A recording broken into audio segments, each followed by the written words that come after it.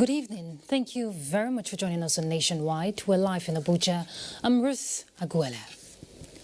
President Muhammadu Buhari has described as reassuring the giant strides being recorded by the Nigerian army in the ongoing counter-insurgency operations and urged the service to neither relent nor be lenient with the criminal elements as efforts are intensified towards making Boko Haram a thing of the past. The president stated this while granting audience to the Chief of Army Staff, Lieutenant General Tukur Yusuf Bertay, who for the first time made public the casualty figure on the side of the terrorists. Let's hear from State House correspondent Adamu Sambo. For over 2 months, the Army Chief, Lieutenant General Tukur Buratai, had been in the front line with officers and soldiers committed to putting an end to the menace of Boko Haram and other criminal elements in the northeast. He is here to give President Muhammadu Buhari details on the military operations, achievements recorded so far, and the next plan of action.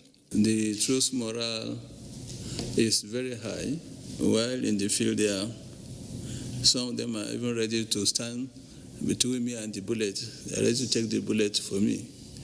So I'm very much impressed and happy with my officers and soldiers.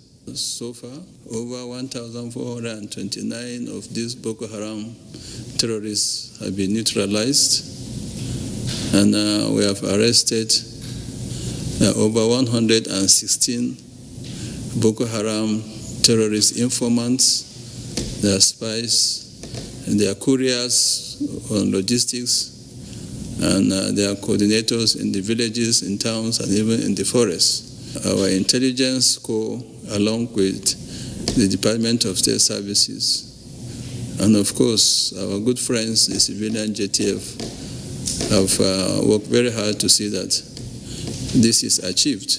President Muhammadu Buhari described as fulfilling that efforts made so far in the renewed fight against terrorism and insurgency have paid off and applauded the troops for exhibiting high sense of courage and patriotism. As far as the operation in the northeast, Mr. President is happy, highly elated, and this is an encouragement to me and the troops.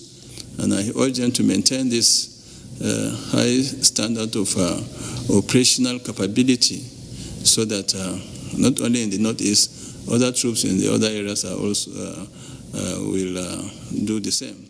Just like what is happening in the northwest, the troops are determined. We are giving them the necessary support. We are reinforcing the troops in the northwest. We are also getting more equipment for them to operate with. The overall plan is to rid the whole of the northwest.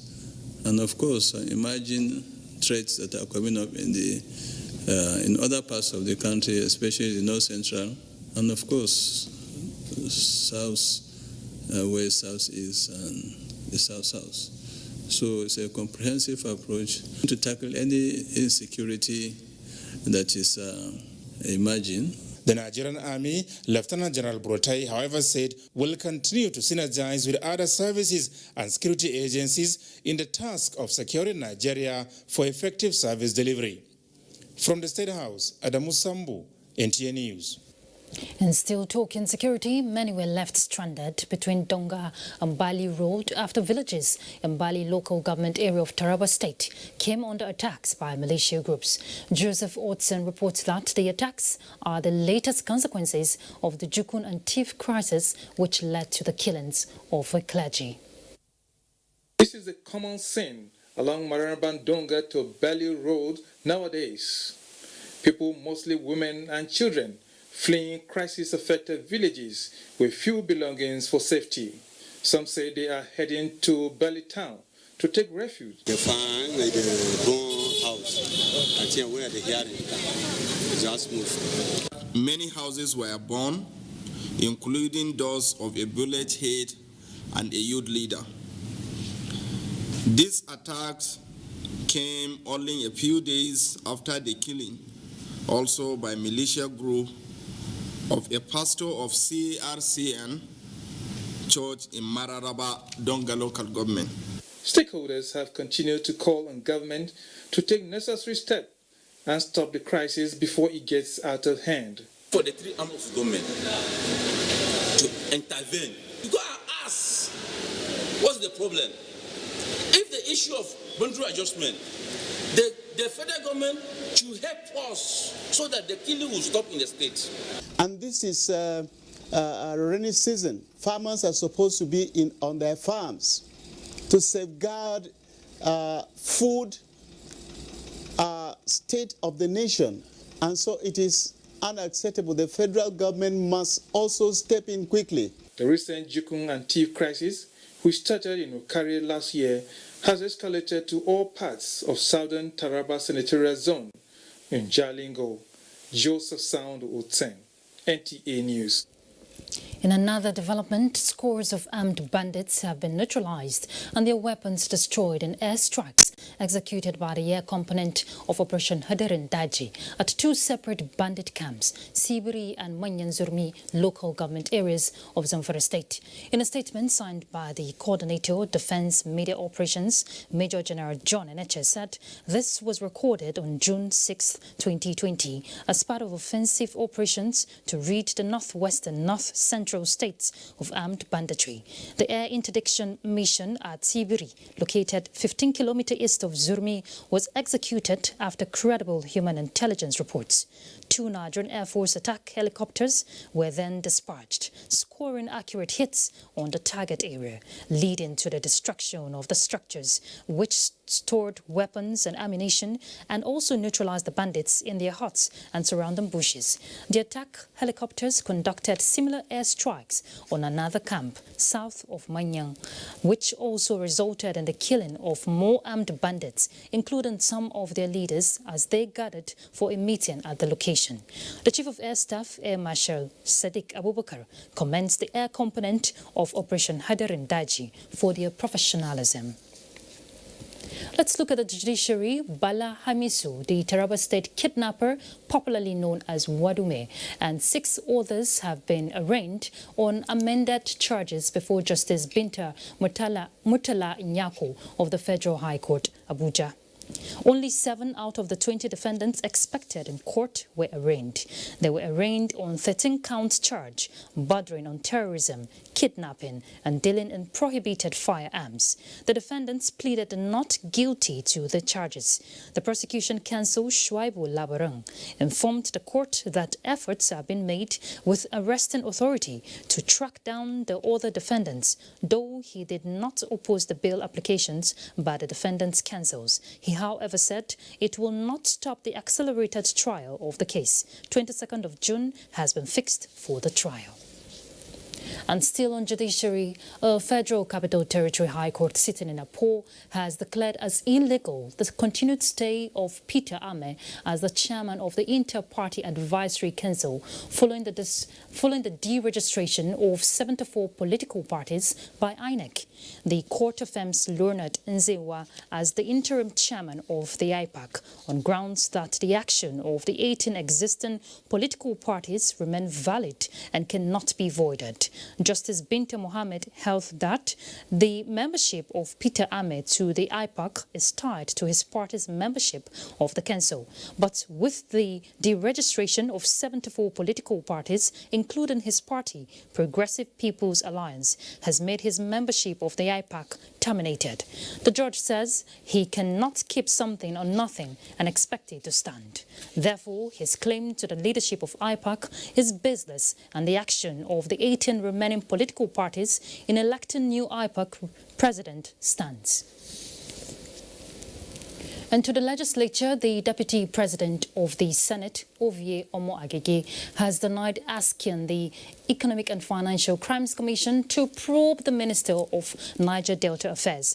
In a statement by the Special Advisor on Media and Publicity to the Deputy Senate President, Yomi Odonuga, Senator Omo-Agege explained that a letter said to have emanated from the clerk of the Senate acting on his behalf and requesting the chairman of the Anti-Graft Agency, Ibrahim Magu, to investigate the minister did not come from him. The Deputy President of the Senate described the document as fake, insisting that he never instructed the clerk or any other person to contact the EFCC to investigate any individual, as called on the public to disregard the latter.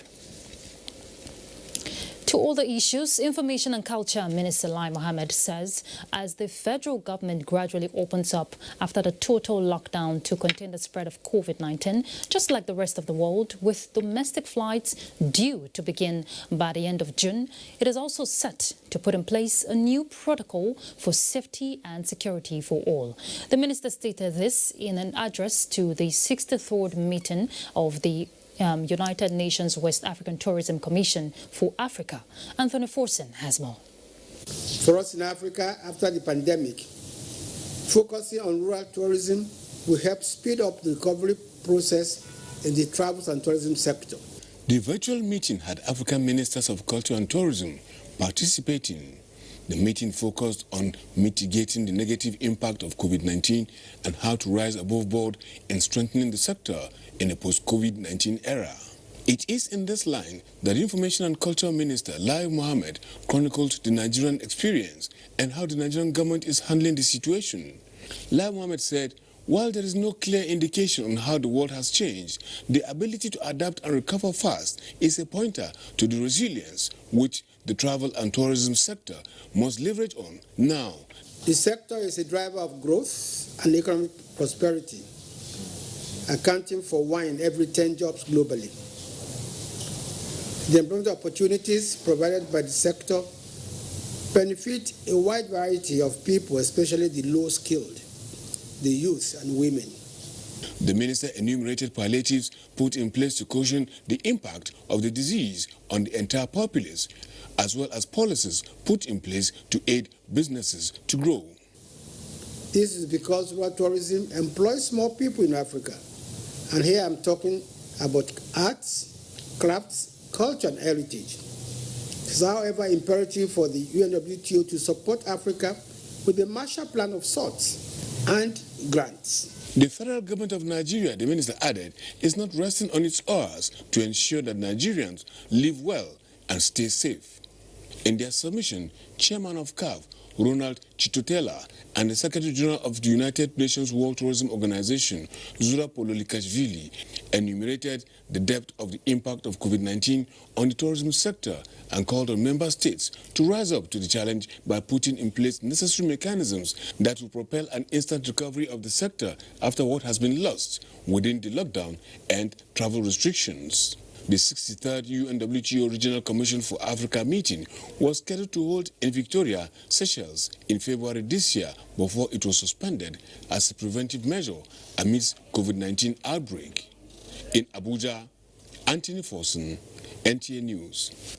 A look at the environment now. Every year on the 8th of June, global attention is drawn to the wealth of marine and coastal biodiversity by commemorating World Ocean Day.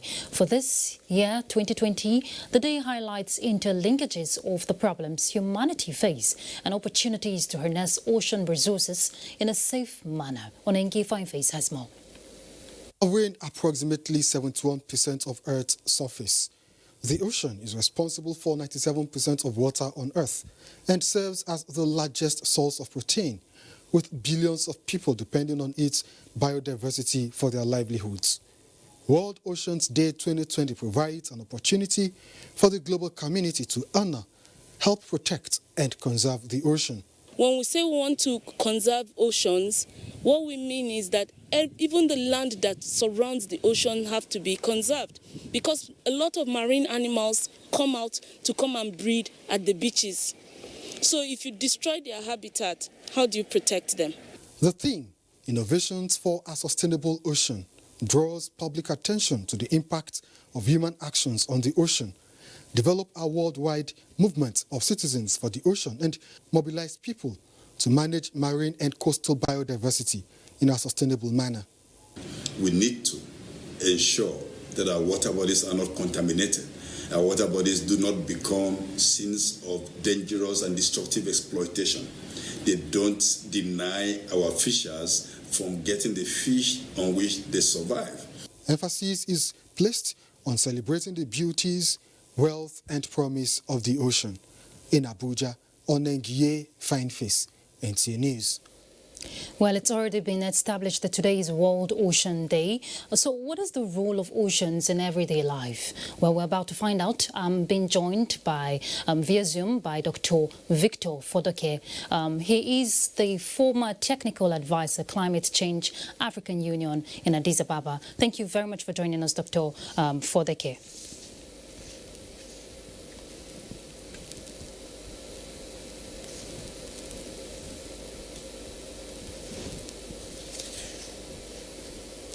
Okay, we seem to have audio problem. If we can fix that, we'll definitely rejoin him. Let's quickly head to Lagos to join my namesake, Ruth, who is already waiting to give us more reports on Nationwide. Ruth?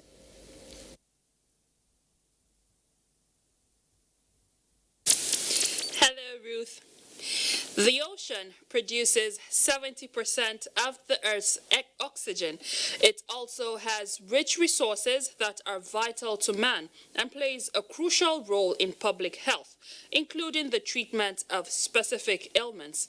In spite of these benefits, human activities detrimental to the ocean and the marine ecosystem are increasing by the day. Environment correspondent Jennifer Igwe is set to tell us more. Hello, Jennifer. Thank you, studio. The slogan for Ocean Day 2020 is Our Ocean, Our Future. And that is because of the connection we have with the ocean that has transcended generations and will continue.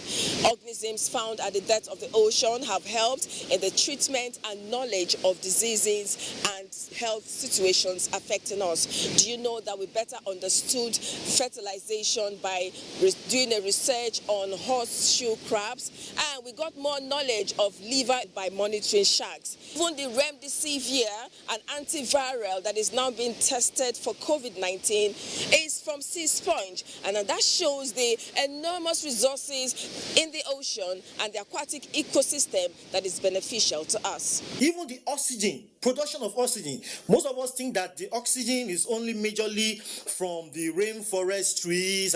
But I want to tell you that there are some tiny organisms called phytoplankton in the waters. And this, because the oceans is about 2/3 of the Earth's surface.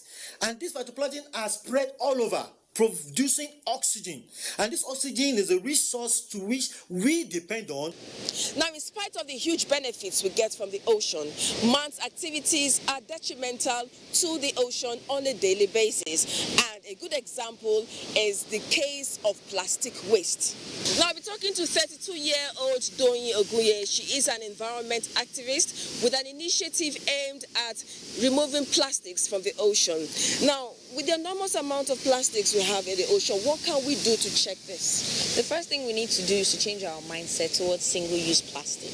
Now, we have a lot of beaches in Nigeria, and most of them are riddled with a lot of plastic. And that's because people don't dispose their waste properly and people don't recycle their. Apart from the 2020 Ocean Day slogan, the theme is also pertinent. It is Innovation for Sustainable Ocean, and it is aimed at drawing attention to new methods, ideas, products and services that can help us better harness ocean resources. Back to you, studio. Thank you, Jennifer. Cargo operations through rail have commenced at the Apapa Seaport in Lagos. This is sequel to the signing of standards of operation procedure by major key players. Michael Olaleye reports. Endless queue of trucks scrambling to gain access into their Apapa ports. It is a necessary hurdle that must be crossed unharmed, but businesses are feeling the huge losses with yard occupancy growing on a daily basis. The advocacy that a multimodal system of transportation could be the answer to this challenge informed the reactivation of the rail system of transportation at the seaports by the federal government. This service was in existence but put on hold for operational reasons. We only expect this to get better. Ask me why. Because the standard gauge is just at the other side. What we're trying to do today is what? Start with this SOP on the narrow gauge so that by the time the standard gauge gets in here, it will just ride on an existing functional system. The expectation is high as investors are already counting the benefits, especially as it relates to enhancing operational efficiency and cost reduction. What we agreed now is 2 trains a day I mean, it's just to set off the operations. We intend to scale up to as much as 4 trains in the nearest future. The Nigerian Shippers Council brokered the deal based on its persistence that the cost of doing business in the shipping subsector could be reduced by 35%. We also expect that in those areas where the delivery points, there may be investments, PPP basis, could be private people, they could have warehouses, they could have trailer parks. With this initiative, it is the expectation of key players that the calmness and serene atmosphere Apapa was once known for will soon return. In Lagos, Michael Olale, NTA News. As the figures of new cases continue to rise, the battle against coronavirus is still fierce in Nigeria's epicenter, Lagos. To further prevent community spread of the virus, the Lagos state government has reiterated its commitment to enforcing social distancing in troubled sports, especially the local markets. Nosa Osla reports. As Nigerians and people around the world are being asked to help halt the spread of the coronavirus, they have frequently been told to practice social distancing. The idea, according to health experts, is to flatten the curve or slow the spread of the virus, decreasing the number of people who get sick and the risk of overwhelming the medical system. The truth is that we come back here, it's like the situation still remains the same. I know we're a bit scared, but basically we can't keep people locked down forever. So I think right now it's time for us to be responsible. According to the Lagos State Environmental Protection Agency, the best thing anyone can do is adhere to strict social distancing measures as outlined by the Lagos State government, as this remains the most effective way of reducing the spread of COVID-19. We can do things to suit the current situation. Coronavirus is real. Social distancing is important. Constant hand washing is important. And with this kind of markets, we can all see by ourselves that all the rules put down is being adhered to. The general manager added that government will not relent in sensitizing residents on the importance of social distancing, most especially at marketplaces, as it remains one of the most effective ways to reduce opportunities for disease transmission. In Lagos, Nosa Osula, NTA News. A break now beckons. Nationwide continues in Abuja. Stay with us.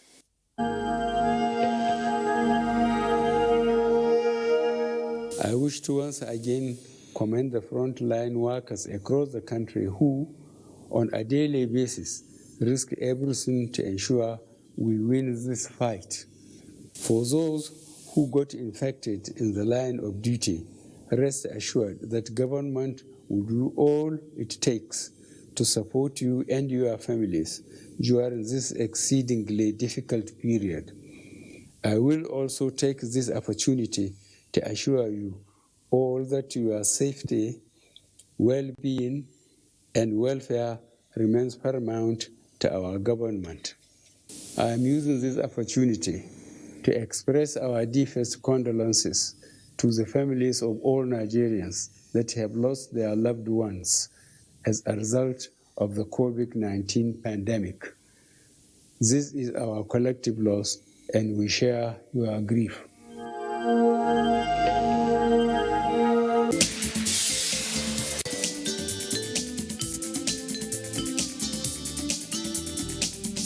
Years of environmental remediation under President Buhari. This week on NTA Tuesday Live, how far with the Ogoni cleanup, Great Green Wall, coastal and soil erosion, and water hyacinth? What are the other interventions and strategies in tackling environmental challenges? Join us at 10:30 p.m. for answers and more on NTA Tuesday Live. Don't miss it.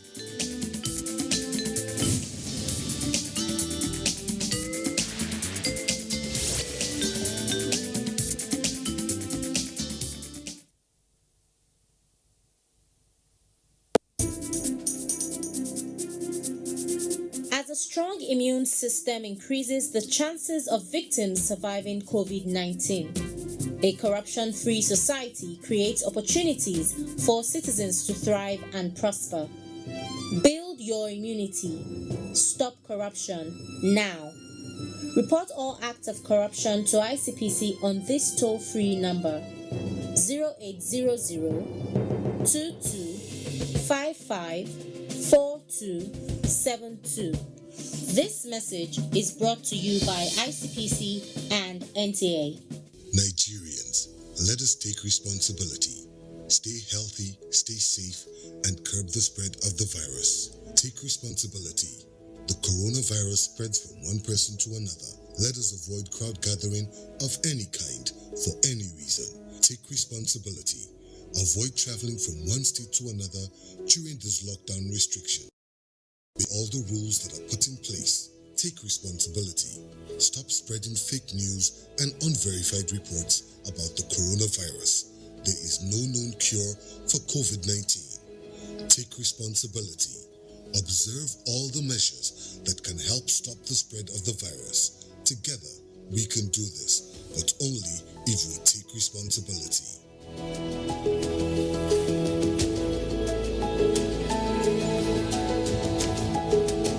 This message is brought to you by the Nigerian Television Authority, NTA, Africa's largest television network. We have observed the lockdown.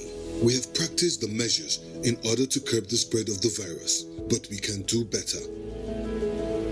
The coronavirus spread is increasing daily, and only together can we cut down the numbers and defeat the spread of the virus. Remember, COVID-19 is not a death sentence, and a recovered patient cannot spread the disease. Do not stigmatize. Do not hesitate to report any case, or if you have come in contact with anybody that has been infected with COVID-19. If you have cough and fever, please stay at home and call your state hotline. Find state numbers at www. The daily briefing by the Presidential Task Force on COVID-19 just got started. Let's join them. May I now invite the chairman of the Presidential Task Force to the podium to please make his remarks. The chairman.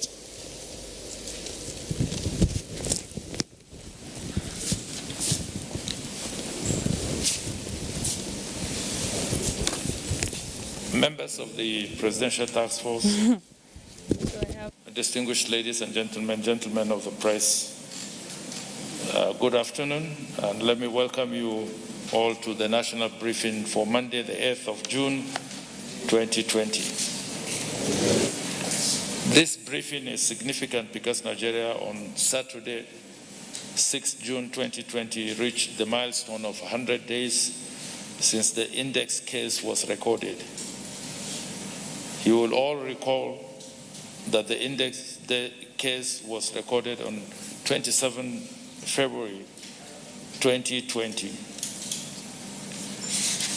The COVID-19 has taken the entire world by storm because it has disrupted all known systems, including governance, economy, financial system, travels, and healthcare.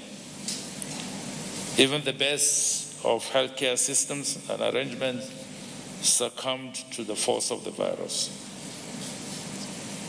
Within our national setting, the weaknesses inherent in our national healthcare systems were made glaring and needed urgent attention. Government determined immediately to take on the lessons and to ensure that the healthcare system experienced tremendous leap in human and infrastructure development, as well as policy focus, stability, and direction.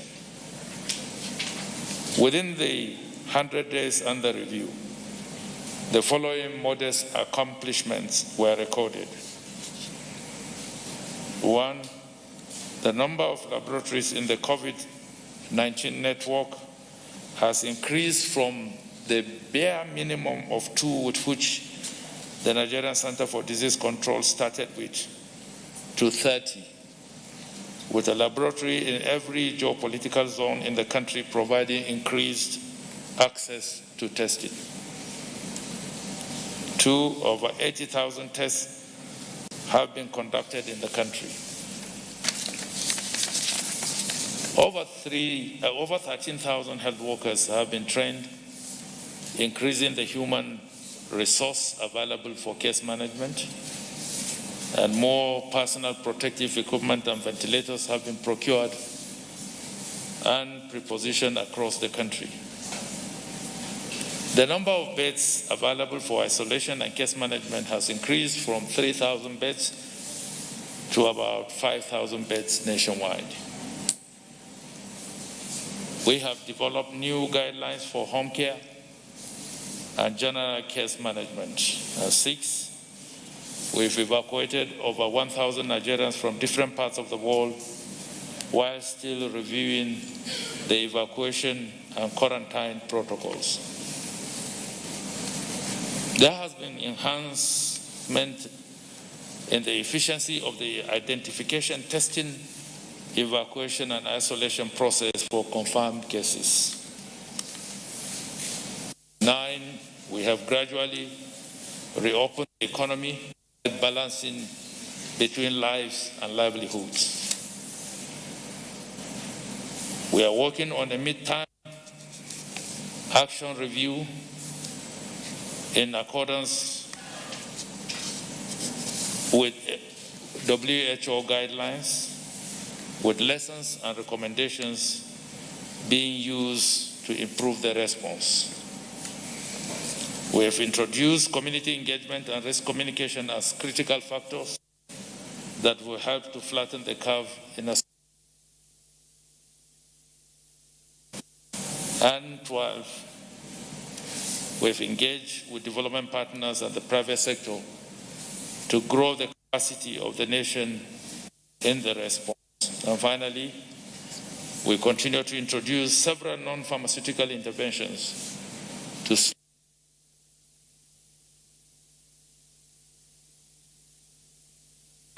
ongoing infrastructure interventions being made by government development partners. The last 100 days has also brought out the best in the spirit of Nigerians. There has been tremendous private sector and corporate mobilization. Similarly, individuals have also sacrificed their little savings for the good of all. What this underscores is the strength of our communal culture and unity in our diversity. The President's Task Force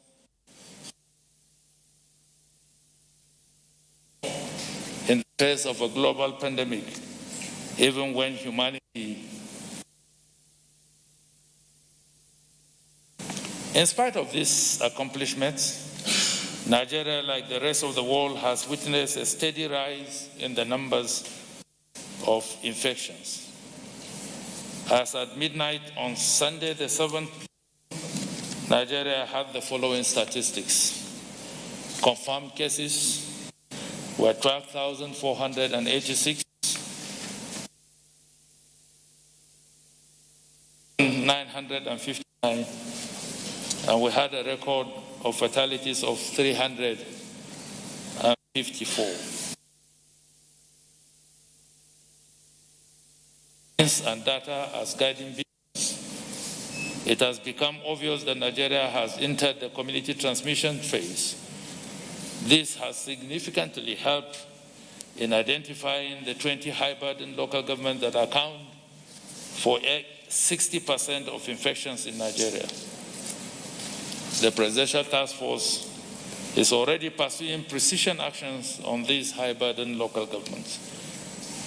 It is therefore important for Nigerians to recognize the need to take responsibility and the significant role community ownership and risk communication will play in the future of our national response. Over the last weekend, the ease of restriction on places of worship came into focus. It is important to note that the guidelines give states the latitude and the opportunity to negotiate protocols that meet their peculiarities. We therefore urge our religious leaders and the entire populace to adhere to the guidelines issued by the Presidential Task Force and the protocols agreed by the state governments. The Presidential Task Force will continue to monitor compliance nationwide. The Presidential Task Force wishes to emphasize that a great majority of Nigerians are still susceptible to COVID-19, and if we allow it to transmit easily between us, it may even be more deadly. If everyone diligently observes the guidelines, we can collectively control the spread of the virus and help to protect our health facilities as well as save lives. On 6 June 2020, the Presidential Task Force also visited the National Reference Laboratory to witness firsthand the processes for testing. Experience, as it is said, is the best teacher. We can confirm that the process is rigorous, thorough, and demanding. From the laboratories to the nurses, to our doctors and other medical personnel, enormous sacrifice is being made. Nigerians. Ladies and gentlemen, I have considered it important to reiterate appreciation of the entire nation to all our frontline workers who toil around the clock to ensure that we remain safe in this country. The visit has revealed the huge responsibilities shouldered by these young and committed professionals, as well as the risk that they face on a daily basis. The visit also enabled the Presidential Task Force to listen to challenges faced at the National Reference Lab and to recognize such challenges as opportunities because they represent motivations for action. The shortage of reagents and supply chain issues are global issues because the entire world is seeking to purchase the same commodities. To the Presidential Task Force, the motivation for action is to look inward, plan ahead, and develop our domestic capacities. This is because COVID-19 is neither the first nor will it be the last pandemic. What is certain is that we must not allow the next pandemic to catch us unprepared. The strategic thrust of the national response is to test and test. However, the visit to the National Reference Laboratory has shown that while we ramp up capacity for testing, we must also enhance the skills and size of manpower to run the laboratories. Moving from 2 to a network of 30 technology-driven laboratories and coordinating them is certainly not a small feat. It is therefore significant to mention that a major outcome of the 100 days assessment is the recognition of the need for states to scale up responsibility for their public health response in the medium to long term. We hope to build a network of state public health labs that will bring about sustainability in public health response in Nigeria. Since the commencement of our national response, a lot of priority has been given to physical health management of people who are affected. I am pleased to inform you that the Presidential Task Force has commenced the process of integrating comprehensive psychological services program into its activities. This will be for the benefit of people who are in isolation, well-being of their families, and the communities. In this regard, we wish to recognize the Federal Medical Center Jabi FCT for spearheading this drive, which shall inevitably assume a national dimension because of the importance of mental health. As we mark the 100 days after the index case, we remember all Nigerians who have passed away from this disease. We commiserate with their families and friends who have had to deal with the difficulty of losing loved ones at this time. We pray that God will continue to console them and heal our land. At this juncture, ladies and gentlemen, the Presidential Task Force appreciates the World Health Organization, the African Center for Disease Control, the West African Health Organization, the United Nations Family, European Union, and a host of other partners for the support we have received so far. Finally, I wish to state that in the absence of a vaccine,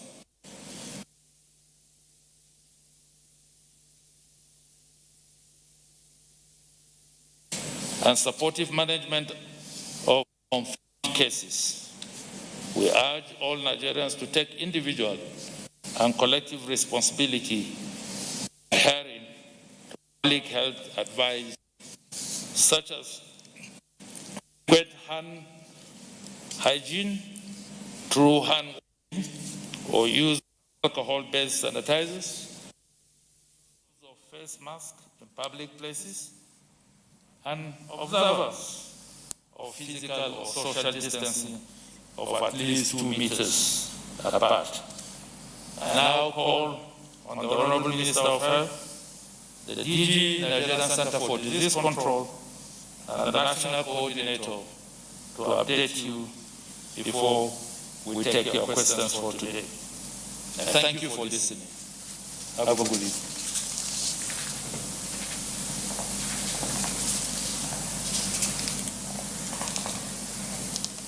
Good afternoon, everyone.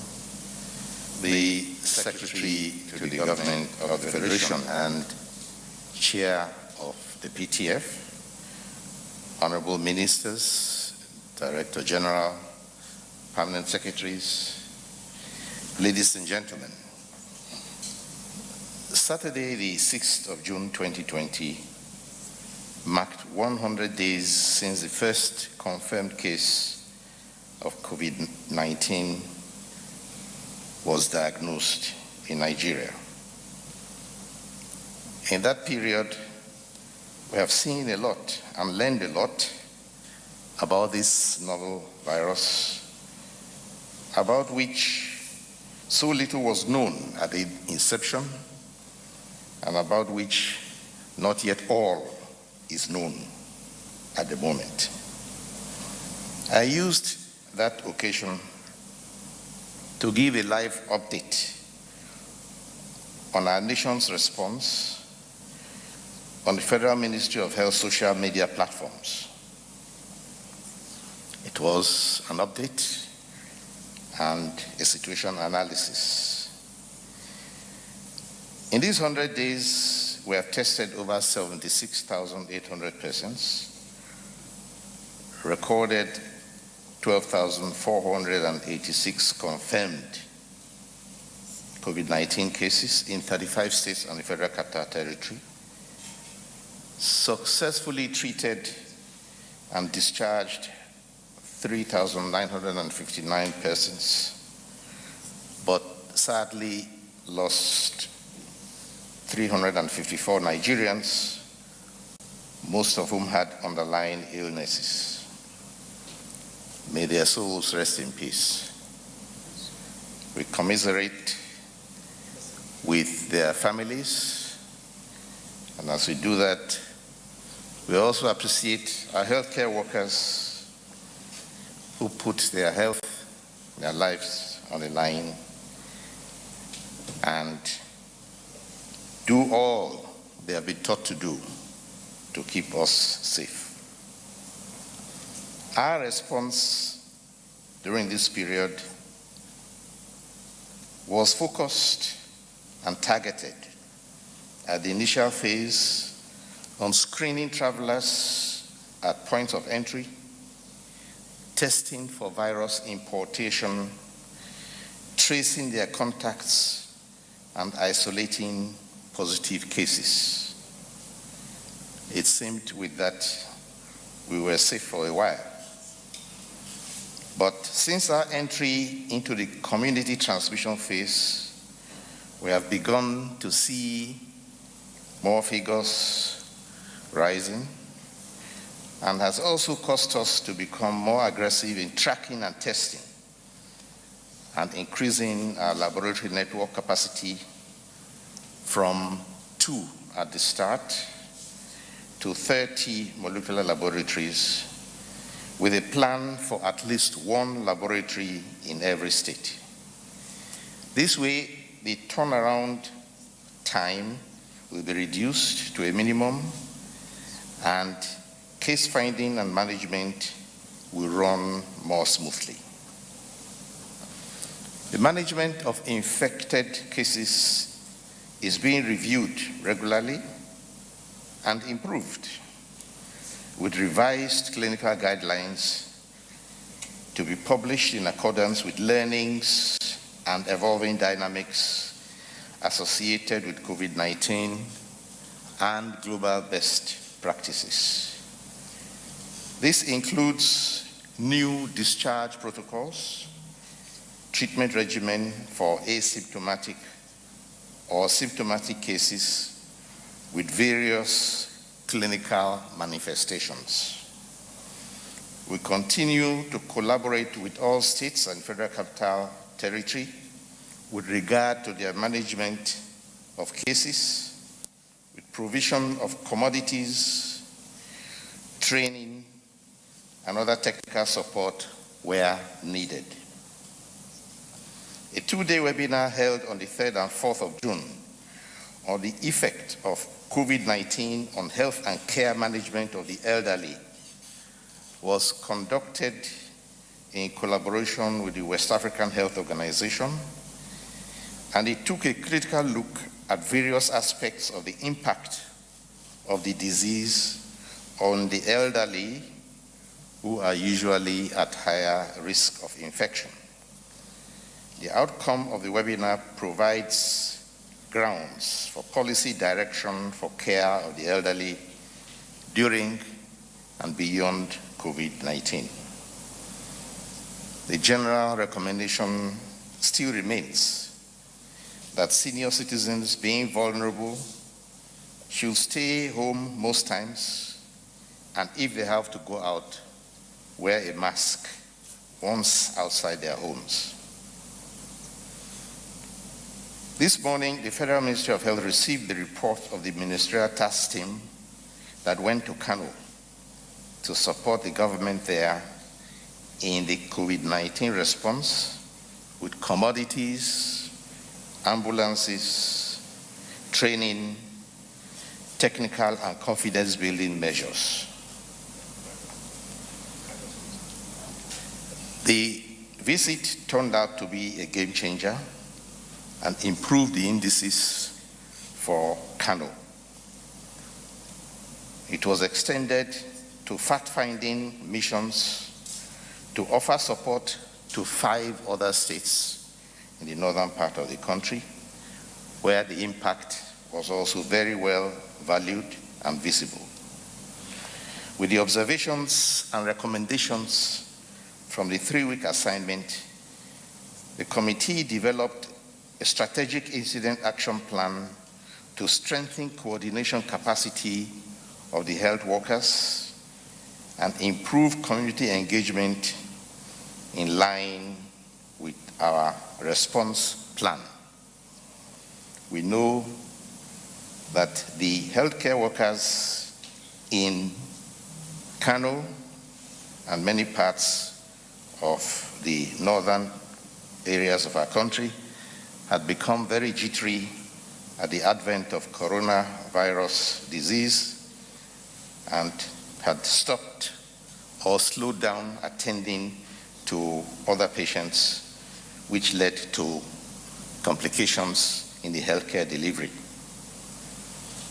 Moreover, many of them had become infected, and while over 150 health workers had been infected at the time of the arrival of the team, After they conducted their training on infection prevention and control, there was no report of infections among the healthcare workers who had received the training.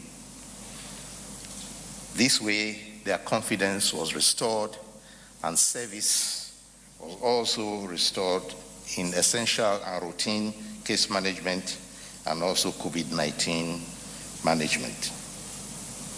With regard to the unexplained deaths in Kano, which occurred in April over a 5-week period, the team confirmed that a total of 979 deaths were actually recorded in 8 municipal local government areas in the state, and at a rate of 43 deaths per day, as measured by counting activities at the graveyards. The peak was in the 2nd week of April, and by the end of April, the numbers had started to reduce and had finally now settled at 11 deaths per day, which was about what it was before. The verbal autopsy that we spoke of revealed that about 56% of the deaths had occurred at home, while 38 were in a hospital, and with the circumstantial evidence as all to go by, the investigation suggests that 50 to 60% of the deaths may have been triggered by or due to COVID-19 in the face of pre-existing ailments. A significant part was also triggered by inability to access routine care at the time due to the scare of COVID-19. Most of the fatalities were over 65 years old. I wish to thank Dr. Guazo, Professor Nasidi, and members of their team, particularly those who came from Irua, for diligently carrying out their assignment. It is gratifying to note that they all returned safely and had no incident of contracting infection. I must also commend His Excellency, the Governor of Kano State, for the full support he gave to the team to achieve their targets. Finally, I wish to again remind everyone that wearing your face mask at all times in the public, or even inside your house when you are not sure of your visitors or your company, or if you are in a crowded environment, is a very valuable safety precaution for you, your family, and your friends. I also urge everybody, as I do every day, to observe your respiratory hygiene, especially when you are coughing or sneezing. Use a tissue, please, and discard it immediately after. Use sanitizers as often as you can, and observe physical distancing. Thank you all for your attention. I shall now invite the NCDC Director General.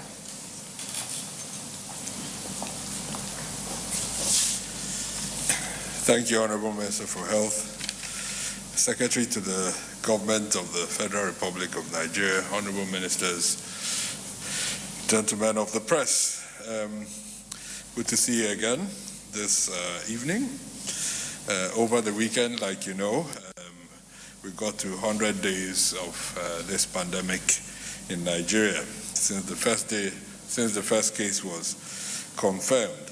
Not a landmark we want to celebrate, but one that cost us reason to reflect on the very hard work being done by colleagues across the country, including yourselves, in the work that you're doing. It's been 100 days of resilience, hard work, and sacrifice by many people, and that work unfortunately has to continue as we continue to respond to this new situation. Now, like you know, we're going to have to focus a lot of our response over the next few weeks on the states. And the set of professionals that work in every state that have had to take on a lot more responsibility. They're called the state epidemiologists and their teams. State disease surveillance and notification officers also exist at the local governments, but they're all coordinated at the states. In many states, there are also the incident managers of the emergency operations centers, and they are the heart of our collaboration with the states. So on Friday, we had a Zoom conference, as we have these days with many groups, with all of them, to really encourage them in the work they've been doing over the past 3 months, and encourage them and speak with them, understand their challenges, and offer solutions, exchange ideas, and also enable a platform where they exchange ideas with each other. They are the focal people of the public health response in every state. They manage the surveillance, emergency operations, response, and data collection, organizing the labs, reagents, and all of that at the various state levels. So a lot of responsibility on their heads. So really, that meeting on Friday provided us an opportunity to engage, to brainstorm on some of the challenges, and to set new milestones for ourselves in terms of how we are going to improve the work that we're doing with each other. But also, there are a few opportunities coming their way to support the work that we're doing. We're looking for resources wherever possible to make their life easier. And one thing that we must get out of this outbreak is really to build a network around them. So very often in the past, they have not really been recognized in their responsibility in the work that they're doing on all our behalfs. But in effect, to do that work effectively, they need the resources. So it is really, they are the first people we call when we hear there's a case of X or Y, or there's a cluster of unknown illness or unknown deaths. Our first response is always to call the state epidemiologists. And very often they don't have the resources to go into the rural areas to go and investigate these things. So we're looking for various opportunities, and there are some opportunities in the horizons to support them to be able to do their work better. But critically, we've also been advocating to the state governors. This outbreak has brought their public health teams much closer together with the leadership of every state. So now, most state governors now know their state epidemiologists very well. And that relationship will grow over the next few years, because we will not return to a country with the health security architecture that we had in the past. We will need to build on what we have learned from this outbreak to design a health security architecture for the future.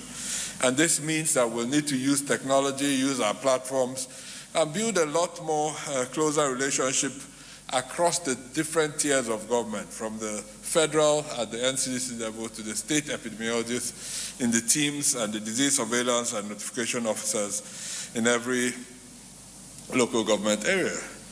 And so finally, we're working with the World Bank right now to design some high-impact interventions that will get support.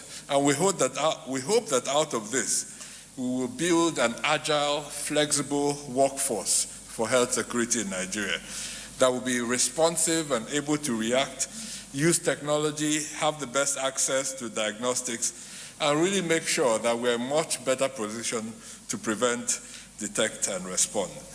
So this group of healthcare workers will become, like they are, frontline soldiers in the fight against infectious diseases. But for them to do this, we must equip them with the skills, the knowledge, the equipment, the resources, the physical infrastructure, the vehicles, the motorcycles, the phones, and the resources they need to do the hard work they do on our behalf. So as we got to the 100-day mark, this is really where we focused on our reflection today, and we're happy to host the chair of the Presidential Task Force at the National Reference Lab and share some of the work being done by the colleagues in that lab. But we also want to focus a little bit on testing altogether. Across the country, we now have reagents to test close to 200,000 samples across every lab in our network. we really need to work with the state epidemiologists over the next week to collect the samples. If you look at the data carefully today, we had the highest number of cases reported from a new state, from Abuja State, because they ramped up their testing. And they're doing the right thing, because you can only understand the burden of disease that you have if you test more. And by the time you understand the burden of your disease, you are able to plan an appropriate response. So over the weekend, we discussed with the leadership of the health sector in Abia State in terms of how to improve their response to be able to cater for their new cases, and they're on top of it. And this is really what we're encouraging every state to do.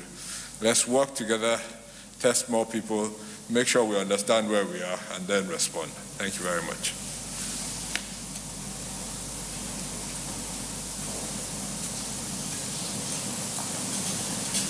The chairman of the Presidential Task Force, honorable ministers, members of the PTF, ladies and gentlemen of the press, good evening.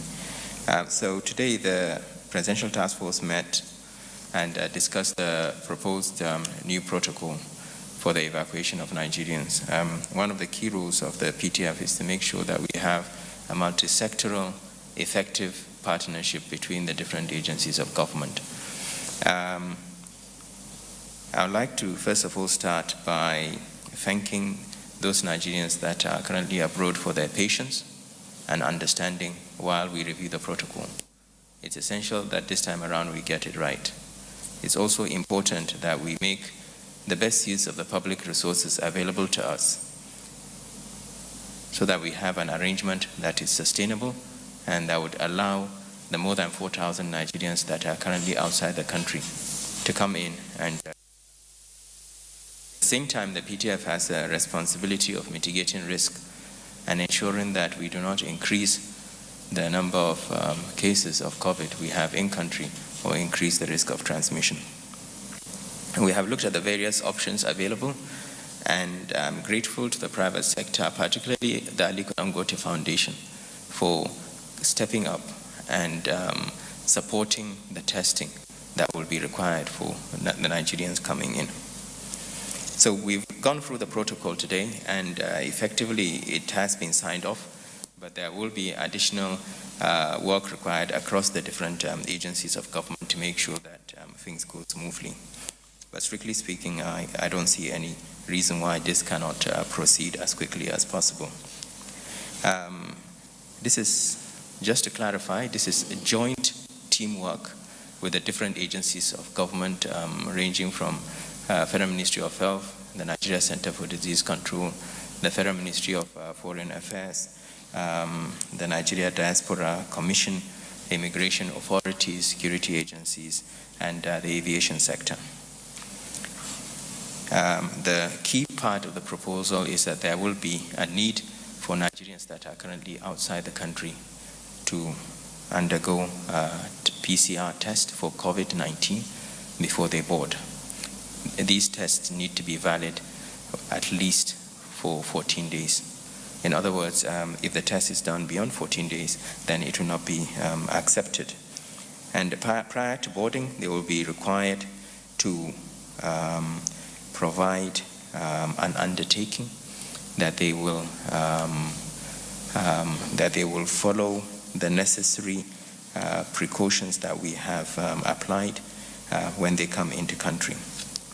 This will include the need for them to make themselves available for a repeat PCR test in country when they arrive within 72 hours. They will be given an appointment card and an address where they will go and have the test done.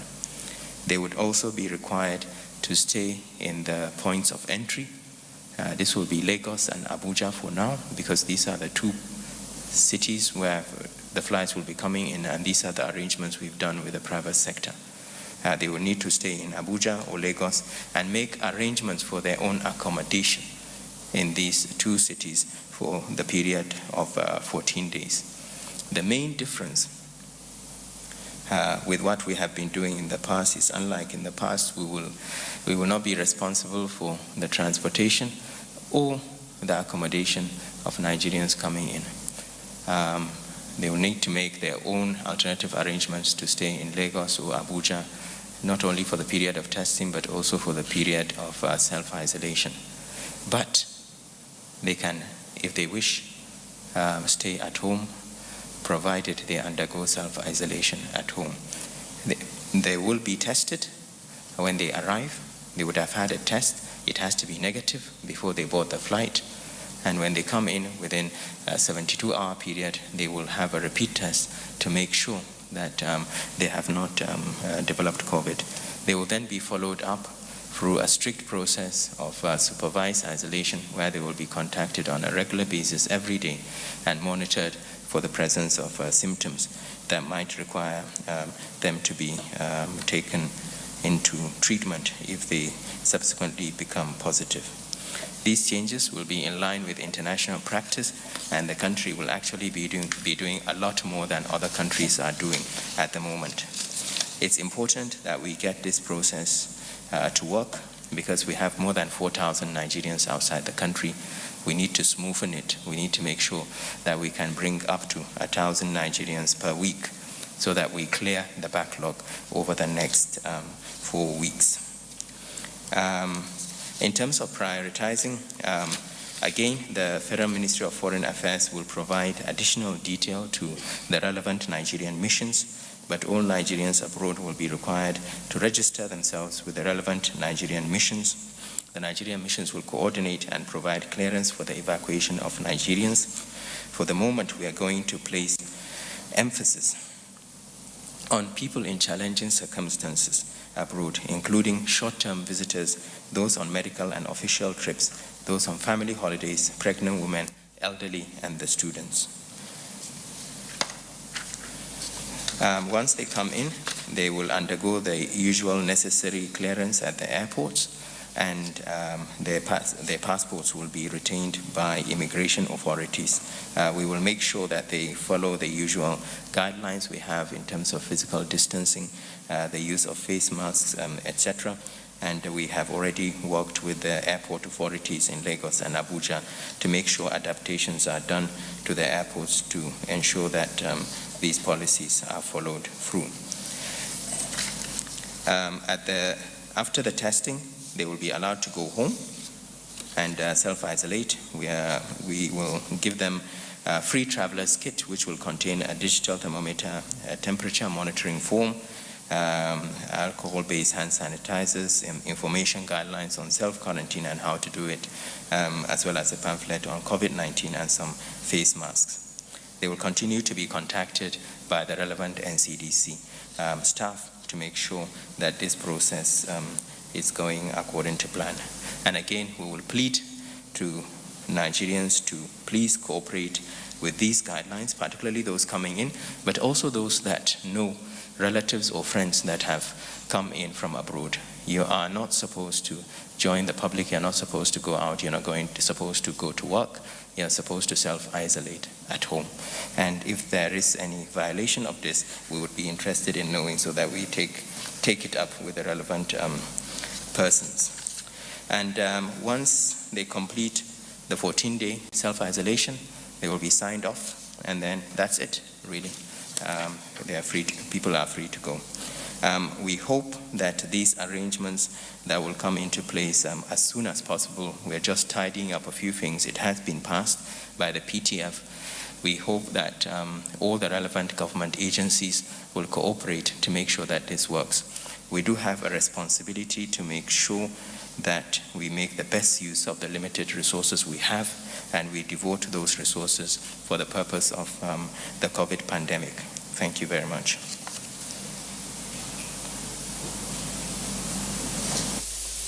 Thank you very much. We have taken all the updates. We will now take the questions.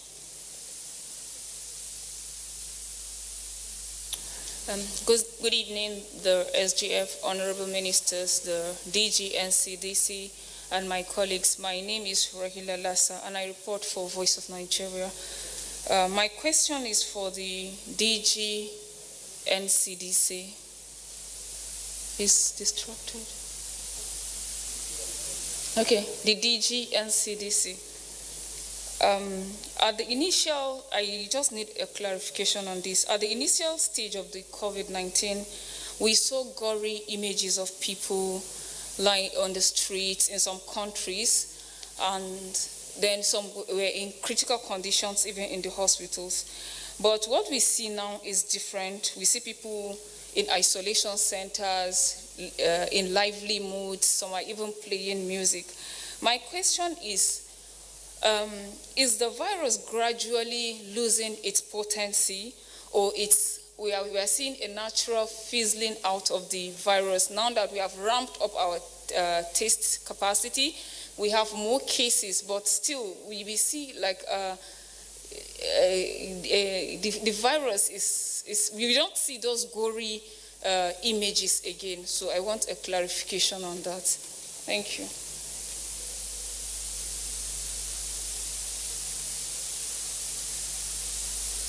Good evening, all. My name is Friday Okerigbe. I'm a reporter with Channels TV. I'd like to direct my two questions to the DG NCDC. Last week, when the Kogi State Governor, announced the relaxation of the restriction he imposed on Kaba local government area, he actually said the samples the state tested using his own test kits, they all tested negative. And he said they have sent those same samples to NCDC for confirmation. I want to know if you did receive samples from Kogi State, and if you have tested those samples he said he sent to NCDC, and what is the results? I'm asking this because over the weekend we know that NCDC has reported an additional case from Kogi State. Could it be that it's from those samples that he sent in to you? The second question has to do with the target you set, target of 2 million, if I'm still very up to date. I know that we were unable to meet that target. What would you say was the major reason why that target was not met? Thank you.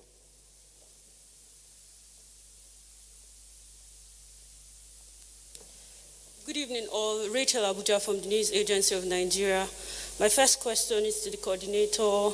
So I would like to know the role of the NHIS in the fight against COVID-19, because it seems we don't pay for this infection in our hospital. Then my next question is for the DG NCDC. I would also like to know the role of the NCDC and state in the management of isolation centers. And I'm asking this because of an alleged case of a lawyer in Nasarawa, Lafia. So I don't know if the DG is aware of that. My third question is for the WHO rep. COVID-19 pandemic had led to the increased use of antibiotic. I would like to know what WHO is doing to stop countries from using this drug because of the resistance. Thank you very much.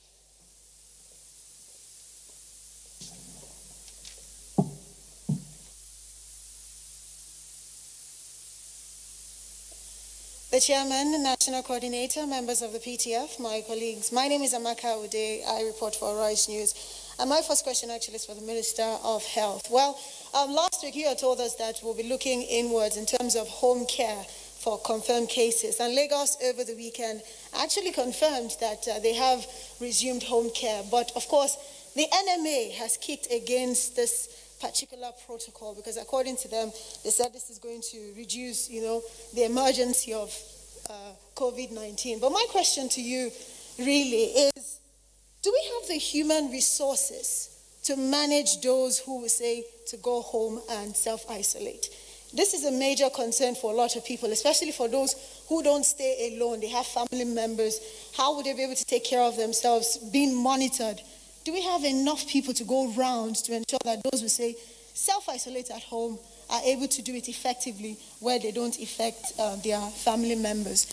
And my next question actually is for the chairman of the PTF. Well, the interstate travel ban and its effectiveness came into question again over the weekend, because I'm sure you must have seen the case of the woman who escaped from an isolation center in Imo State and was found in Ondo State selling in the market. And of course, this poses a lot of challenge for the NCDC, who have to now start, the rigorous contact tracing of everybody she came in contact with. But, the issue with the security at the isolation center is one, and the effectiveness, if any, of this interstate ban.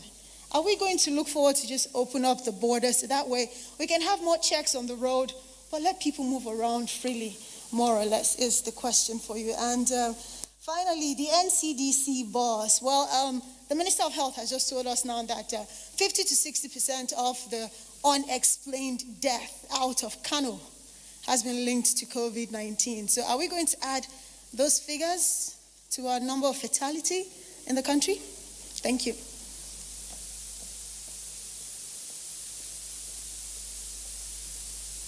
Good evening, members of the PTF. My name is Yemi Adebayo from AIT. The SGF, sir, it's noteworthy that you led other members of the PTF to visit the National Reference Lab. I was also privileged to be there. I just want to ask you this afternoon, sir. You visited the lab, you saw the way people are working, you've seen the facilities there. Is the PTF also considering visiting the University of Abuja, the Gwagwalada, the isolation center there, to see how ventilators are faring in this particular location? I ask this question because we have reports that lack of ventilators to assist a woman laboring for breath from 3 p.m. to almost the early hours of Sunday led to her death. What step is the PTF putting in place to ensure that this all-important device be supplied across the country to foster situations like this? Then my next question is to the DG of NCDC. At least, if not 2 or 3 times now, the center has come out to apologize to states for erroneously perhaps inflating the number of cases in their state. Of latest is the one from Jigawa State. Could you please explain to Nigerians what perhaps is the problem why these figures are not so accurate when they are posted out? Then secondly, I also want to respond to this. Some members of the public are asking if it is true that NCDC is paying out 35K monthly to the vulnerable members of Nigerian society. I don't know. That's some set of Nigerians are asking this question. Is it true? How true is this? Because some people say they are receiving messages that NCDC is saying that they are paying 35K to some Nigerians. Then finally, the national coordinator, sir. I carefully listened to the protocols and guidelines you read out just now. And you did say in some of the points that Nigerians who will be evacuated, who will return, are to take responsibility of their accommodation and transportation. I want to find out from you, is it when they return back to these locations, either Lagos or Abuja, they're supposed to take up this responsibility of fending for themselves and their accommodations? Thank you very much.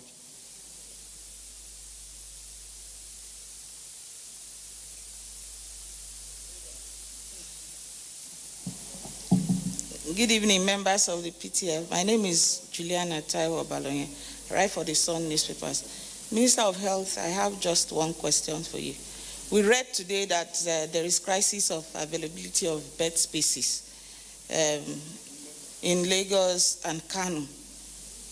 So my question is, are there any plans to partner with neighboring states to make use of their, the states that have less cases? Are there plans to partner with them to make use of their facilities? Thank you.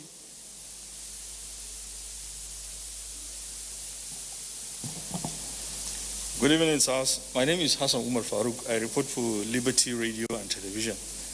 My question is to the Minister of Aviation, sir. Finally, if this travel ban is lifted, sir, now it's going to be fair of traveling. Sir, do you have any mechanism put in place to allay this fare to passengers? Why asking these questions? Because we see something happen in post 9/11. It takes about 5 years for this sector to recover. Do you have anything to put in place to tell Nigerians that the airspace are safe? My second question is to NCDC Bossa. This is the most innovative agency recently.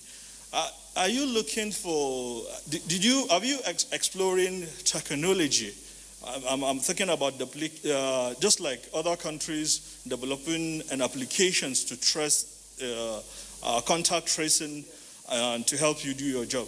Thank you very much, sir.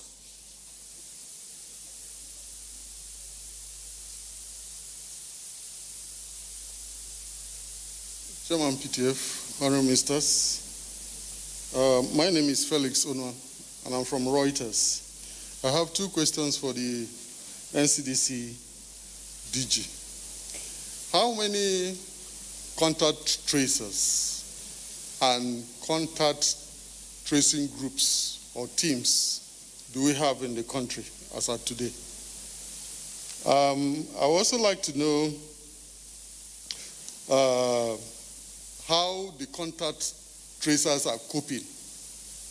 In this time, we are having widespread, community-wide spread of the virus. And how important is their role as of now?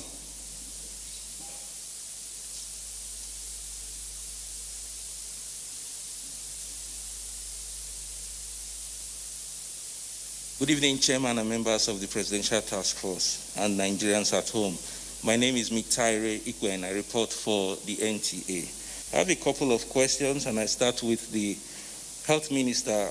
With the increase in confirmed cases lately, how many high-burden local government areas have joined the 20 earlier indicated by the PTF? And for the NCDC DG, I have a simple question. What accounted for the rise in cases in Abia State? For the Minister of Humanitarian Affairs, with the easing of the lockdown and the decentralization of the national response to the states, what will be the focus or direction of the humanitarian response going forward? For the Education Minister, several timetables of resumption of school, especially for students taking examinations, are being bandied on social media. What is the true position of things? For the national coordinator of the PTF, from the protocols for evacuation, which you just made public and which you said are still being fine-tuned, are you suggesting that the prospective evacuees will be quarantined for 3 days when they get back to the country? And if yes, who will be responsible for the accommodation and logistics? And also for the PTF coordinator, what feedback did the PTF get on compliance with its guidelines for the reopening of public places? Thank you.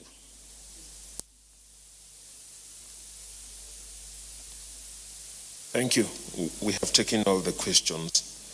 We will take responses from the Honorable Minister of Health, the DG and CDC, the National Coordinator, the WHO representative, Honorable Minister of Aviation, Honorable Minister of Humanitarian Affairs, Disaster Management and Social Development, Honorable Minister of State Education, and the SGF. Let's begin with the Honorable Minister of Health.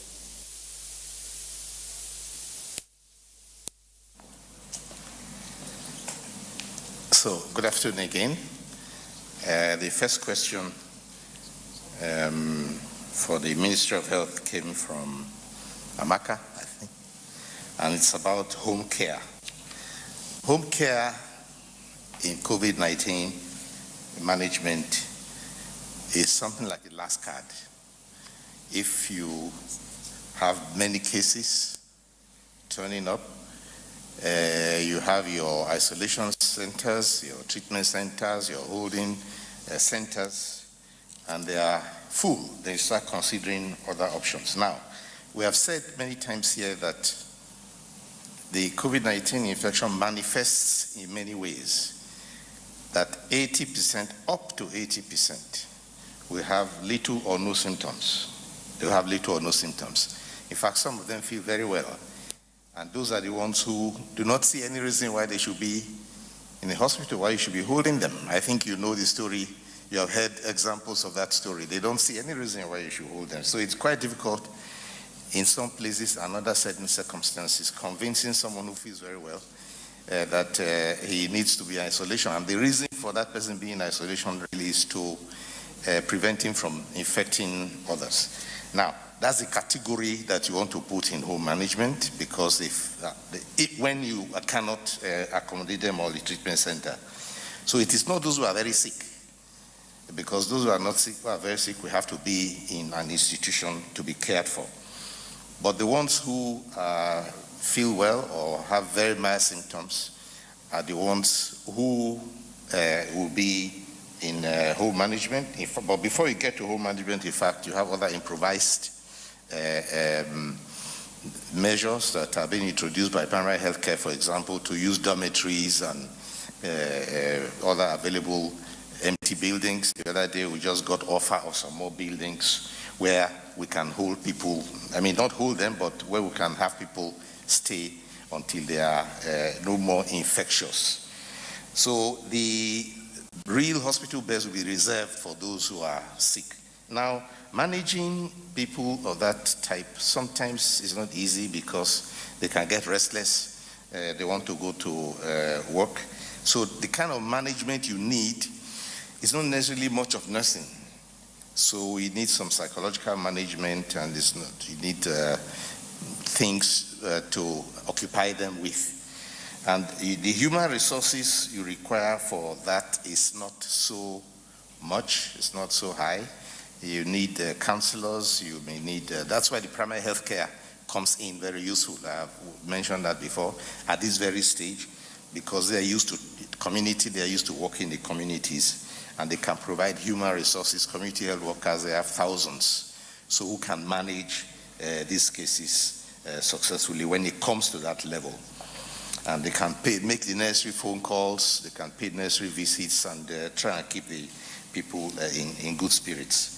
Now, the other one about, well, that question is actually to NCDC, but I'll just start it off and he can add to it. The question of the cases in Kano, the 50 to 60%, you remember we said we are doing verbal autopsy. Verbal autopsy means that you never really saw the patient, you never saw them. And you are trying to do circumstantial, and I like to call it circumstantial evidence. For example, we asked the relatives, what symptoms did they have? They had cough. Did they have fever? Yes, they had fever. Okay, this person, how long did the illness take? If the cough was about 6 months, 9 months, then definitely it was something else. Maybe it was TB or something else. But if the cough was just a few days, and then they had fever, they had sore throat, or whatever it is, then you make an assumption, you make what you call an educated guess that it could have been. So that's the kind of, that's what a verbal autopsy gives you. It gives you roughly an estimate. It is not something you can go to the bank with, but it gives you a good guideline of what it could have been. It is likely to have been this. So the rest of the meaning, NCDC can add to it. Now, Juliana, a very good question. If the states can partner with each other, that is actually part of what we look at. Only that once you have to have the necessary assets for that, and for that you need ambulances. Yet it's true.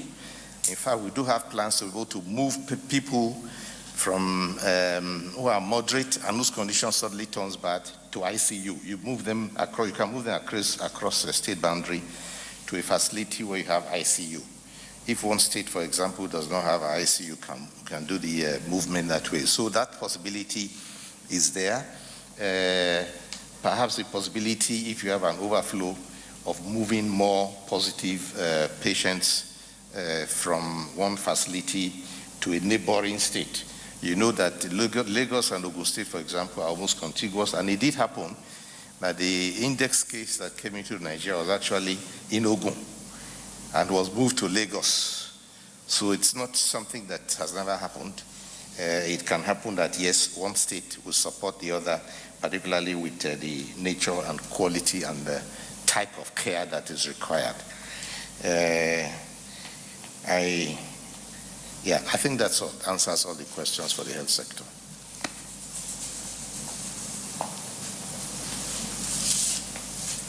So thank you. A lot of questions today. So the first one was on not seeing gory pictures of more severe cases. I think that's a good thing, actually. But having said that, we have lost 354 people that we know of. Each individual in this case is someone's brother, wife, father. Some of them I know personally, some we've met in the course of work here. Of course, there are many healthcare workers infected. So really, I think let's not jump to conclusions, but we are happy so far that we haven't seen the level of severity that we have seen in other contexts. We don't wish for that level of severity, but we must not drop our guards. So we must keep working very hard, because sometimes these things come in phases, and really it depends on us, on how hard we work on all these interventions that we're talking about. They're not academic discussions. They really do have an impact. So the more aggressive we are in preventing transmission, the less likely we are that we'll see those severe cases and deaths. So we must keep pushing at this. On Kogi, I really want to not answer too many questions on Kogi, because we have to just keep pushing on the right things. The extra case we announced was referred to a health center in Abuja. We get the samples. At NCDC, sometimes we don't even know where the sample has come from exactly. Our role is to get the sample, do the test, send the result back, do the surveillance, analyze the data, use it to make public health decisions. And no, we haven't received any extra samples to test, but we also don't just test random samples collected. Every sample must be linked to an individual by the time it gets to us. The question on our responsibility at treatment centers. Yes, I did see that tweet circulating. It's unfortunate. Everybody knows NCDC doesn't run any treatment center anywhere in the country, not in Lagos, not in FCT, not in any state. Our role is a national public health institute. Our patients are populations. We don't deal with individual patient care. We deal with populations. That is the mandate of this agency. So in terms of case management, where our responsibility ends is in providing, supporting clinical guidelines, the development of clinical guidelines, mentorship and things like that for the different infectious diseases. But we don't manage centers. But we also know that every state is struggling. And for every negative story, if you look hard, you'll find 10 positive stories. I know for a fact that many states are working very hard to improve the conditions of their treatment centers. Very early, we saw a lot of those stories. Now they're an exception. And that's why when you find one, people recognize it, because most of the stories are actually positive. So Nasarawa is trying very hard. Maybe one individual had a bad experience. I know that they have seen this, and I know that they will improve, try very hard to improve the care that they're providing. The story of 35,000 being paid to Nigerians by NCDC. This morning, we attended to the Public Accounts Committee at the House of Representatives. That's where we were this morning. So every naira we spend, it's not none of our private companies. We will be accountable for it. So there will never be a time where money will be given out like that. So I think when people make comments like that, it actually shows some deficit in understanding in how government works. No chief executive or no accounting officer actually has the power to distribute finances unless it's part of a defined program. In terms of contact tracing, there were two questions that are linked. The groups, how many groups are doing contact tracing? Can we use an app for contact tracing? We're looking at all this. Remember, some states are already doing it. Lagos has a specific app they're using. Kaduna has an app they're using. Contact tracing is a responsibility of the state government. We support them in doing this, and all the data has to come back into the national surveillance database called SORMAS. So really that's our role in making sure we support their doing this. So the situation is always different in the different states, how they're able to manage this. So this is a state government responsibility, and we support them in many ways, and some are adopting technology to different extents. And yes, apps are good, but apps will not finally solve the problem. You still have to identify who the contacts are and have a conversation with them, understand the intensity of that contact in order to decide what public health measure will be carried out on that individual. And the last question was from Mitare Ipeng. Happy I pronounced your name correctly, I hope. I think you asked about the rise in number of cases in Abia. Yes, we were in a way surprised, but also in a way not too surprised, because we know that the testing numbers in the southeast have been low. And this has been an advocacy point for me. We've reached out to all the states in the southeast. We know people in the southeast travel a lot, so there was no reason why there wouldn't be more cases there, given the tendency to travel. So from the very beginning, we were always worried about insufficient data coming out from the southeast. Initially was thought to be about testing, but we've improved the testing, access to testing capacity now. And yeah, so the more we've seen a number of cases being reported from Abia, I think that's a good thing, because the more you identify the cases, you're then able to institute and prioritize the measures you need to prevent further cases. You're able to exclude them from the rest of society, make sure they don't transmit to others. If there are healthcare worker infections, you now prioritize IPC in the hospital. There are many things you then do that you will not do if you're not measuring. So I think even this weekend, in speaking to the health leadership in Abia State, I could see a renewed vigor in their, they're really committed to addressing the issues. So this is really what I'm encouraging every state. Listen, this is a virus.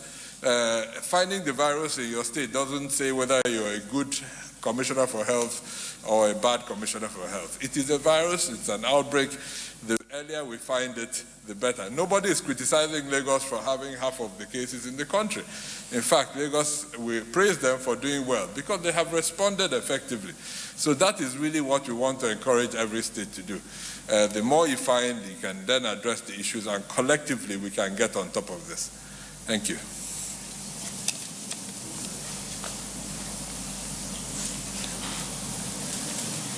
I believe I have a few questions.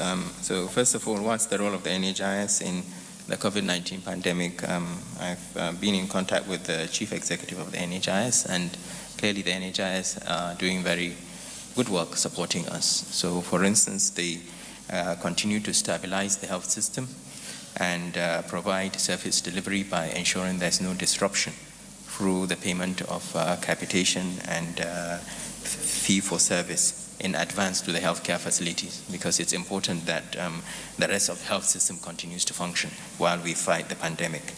They've also been working with the private sector facilities to expand access to testing and care. They have provided funding for the training of healthcare workers on infection control. They've mobilized resources through the HMOs and other stakeholders. They've also pushed through information and education activities through risk communication.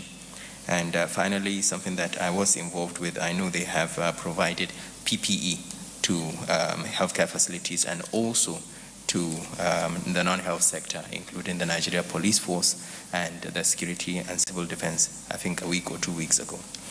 So yes, NHIs are doing a lot to support us, and we are grateful for that. So the second thing has to do with the protocol for evacuation of Nigerians. The Honorable Minister of Aviation will probably be able to give you further details. But the thing to remember is, what do we have? We have more than 4,000 Nigerians, possibly between 7,000 to 8,000 Nigerians outside the country.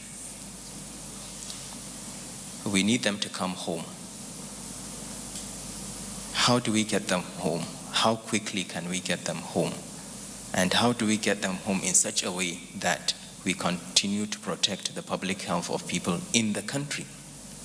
So we've looked at all these options. We know the initial stages that we went through where government was funding accommodation and transport was not sustainable. It's not sustainable keeping people in hotels for 14 days and paying for their feeding, paying for their transport. And meanwhile, you're running a pandemic. And meanwhile, you know that you do not have the resources. And you know that even in the developed countries, like the UK, they cannot afford it. Today in the UK, if you land, if you have a home address, they will take your details and they will ask you to self-isolate at home. And if you don't self-isolate at home, your neighbor finds out. That neighbor has a responsibility to let the authorities know, and you will be fined £1,000. So why can't we trust our own countrymen to do the right thing? Why can't we help them to get into the country and make sure that we are able to clear this huge backlog of people in a sustainable manner? And that's what we want to do with the current protocol. We've looked at all the options. We've looked at the stage of our epidemic. We are already in a community transmission phase. We know that we are mitigating the risk by asking people to take a test before they come in. So right from the beginning, the pre-test probability of having a positive COVID result by the time they arrive in Nigeria is low because they've already been tested prior to that. In fact, their risk of getting COVID is much, much lower than the risk of somebody in Nigeria who has come in contact with a positive case, what we call the primary contacts. So the primary contacts we have, are we taking them to hotels and locking them up? We're not. So why should we be putting so much resources into people with much lower risks of transmission? So that's the first thing we had to address. The second thing is we are asking them to take a test again, just in case they are in the incubation period and we've missed it. But that test, as you know, it's not possible to test hundreds of people within a short period of time. You're taking swabs, you're taking their details before you take the swab. It will take a while before you finish with one person, 10, 15 minutes. So meanwhile, if you have 500 people landing, how long will it take you? 3 days? Will you lock them up in the airport for 3 days while you take their swabs? No. So the only option we have is to convince those that really want to come in to sign an undertaking and work with us. The only block that is preventing people from coming in, and that was reducing the number of people coming in, was the issue of accommodation. And we will take that out. We would ask those that want to come in to make sure they have arrangements for accommodation in the points of entry, which is Abuja and Lagos for now.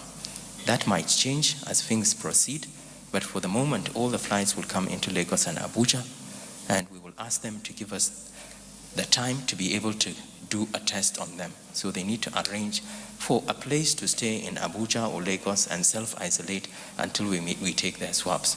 And we will monitor them. Our preference is for them to stay in Lagos and Abuja for the 14 days of self-isolation so that we can follow them up. If they have symptoms, they can call us.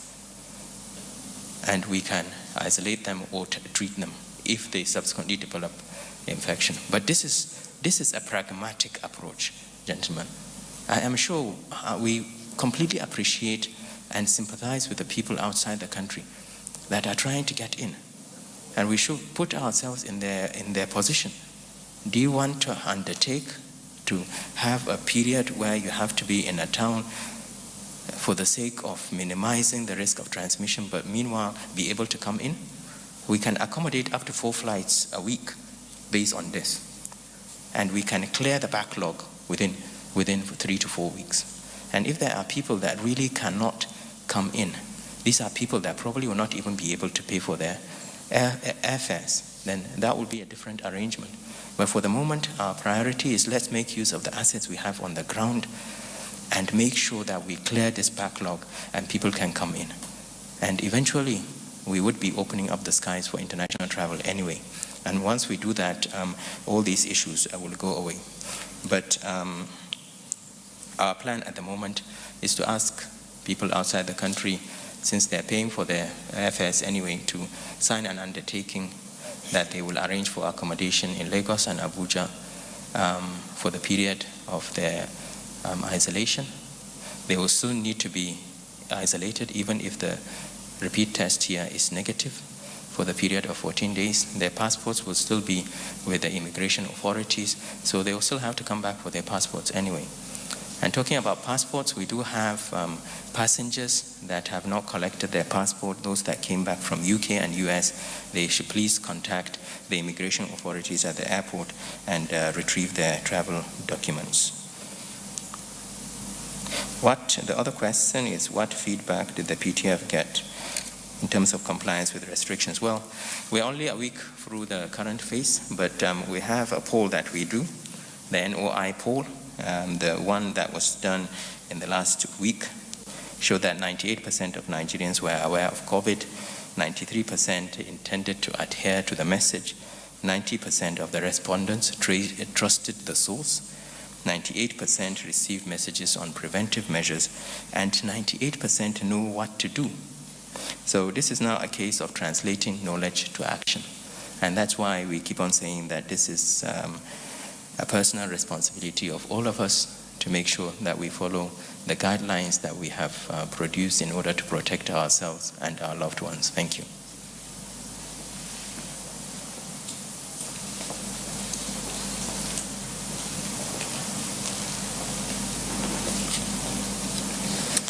The Chair of the Presidential Task Force, Honorable Ministers, members of the PTF, ladies and gentlemen, the question to WHO was on the advice to countries on antibiotic use and the potential increase in antibiotic resistance. The COVID pandemic has led to increased use of antibiotics, which ultimately lead to higher bacterial resistance rates that will ultimately impact the burden of disease and deaths during the pandemic and beyond. New antimicrobial resistance data released by WHO shows that globally a worrying number of bacterial infections are increasingly resistant to the medicines at hand to treat them.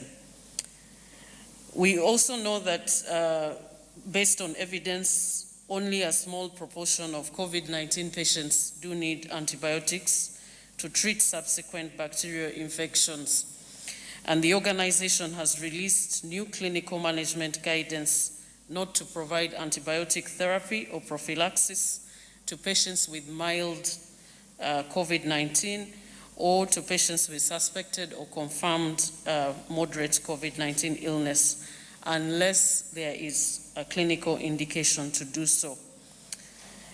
We have also released a WHO off-label use of medicines for COVID-19 scientific brief and a WHO medical product alert to warn consumers, healthcare professionals, and health authorities against a growing number of falsified medical products that claim to prevent, detect, treat, or cure COVID-19. As mentioned by the DG NCDC at the last briefing, the national team has reviewed the global guidance and has contextualized it to the case of Nigeria, and there is now an updated national interim guideline for clinical management of COVID-19 released last week. And to quote from that guideline, the choice of antibiotics is based on the clinical diagnosis, the local epidemiology, and antibiotic susceptibility, as well as the treatment guidelines. So close review and monitoring of patients is therefore required to determine when to use the antibiotics. Thank you.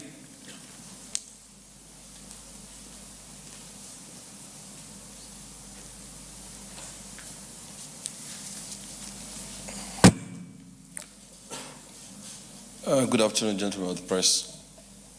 Regarding the question as to what mechanism do we have in place to build or to boost passenger confidence to begin to believe that civil aviation is safe for them to fly. Indeed, this is not new to civil aviation. There had been SARS before, and similar other pandemics, and civil aviation took to the challenge.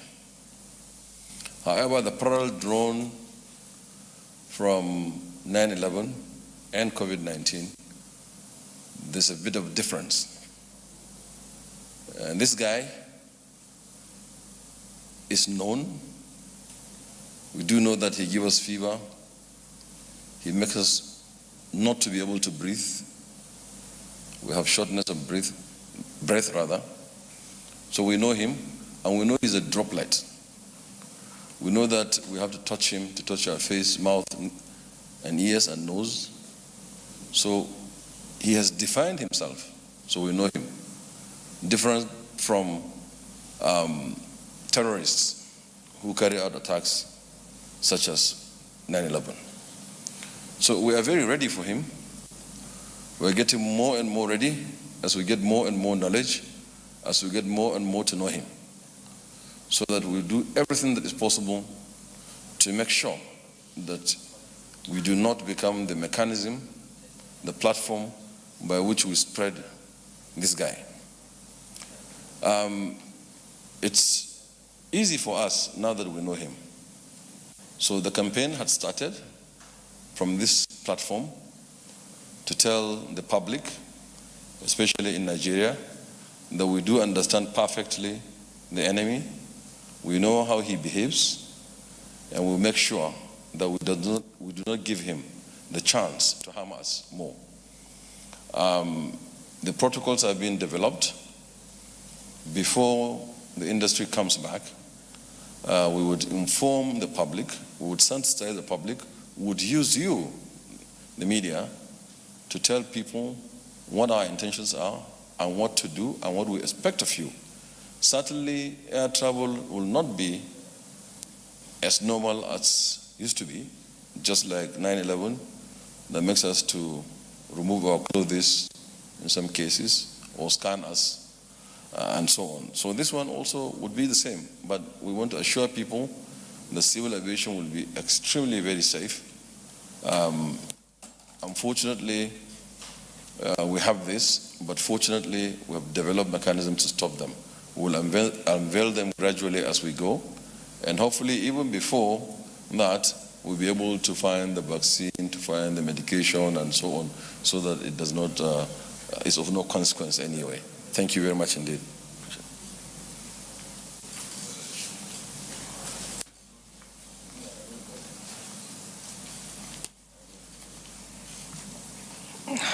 The chairman of the PTF, members of the PTF, distinguished ladies and gentlemen of the press. The question is around, with the easing of the lockdown, what will be the humanitarian response going forward? First of all, let me say that humanitarian interventions occur even before the COVID-19, during lockdown or after lockdown. As issues arise, we take interventions. But for the purpose of this question, the ministry is adopting a whole of society approach as its strategy to support the poor and the vulnerable to regain their livelihood, which might have been affected by this pandemic and the lockdown. The ministry will also continue to leverage on the structures of its agencies and programs to provide assistance going forward to the people that have been affected by this pandemic and the lockdown. For instance, on the cash transfer, we have adopted a number of ongoing programs to quickly scale up the support using the existing National Social Safety Net project platform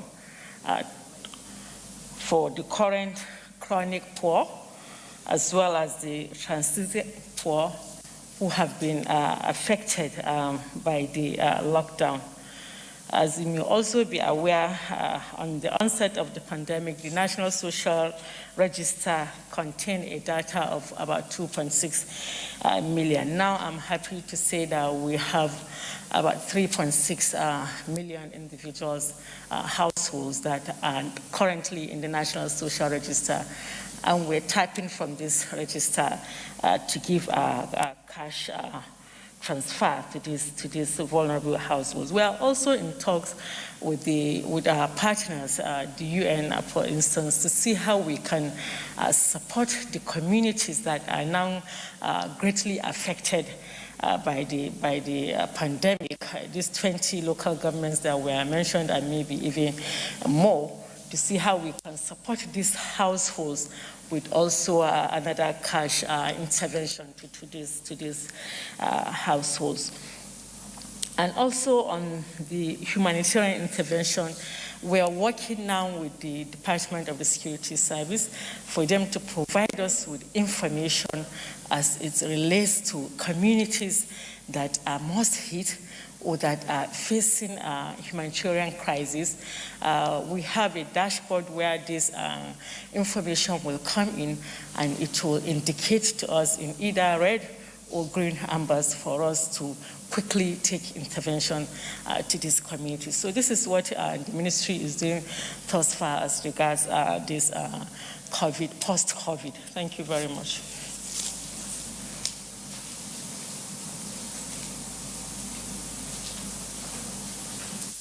Honorable Minister of State Education.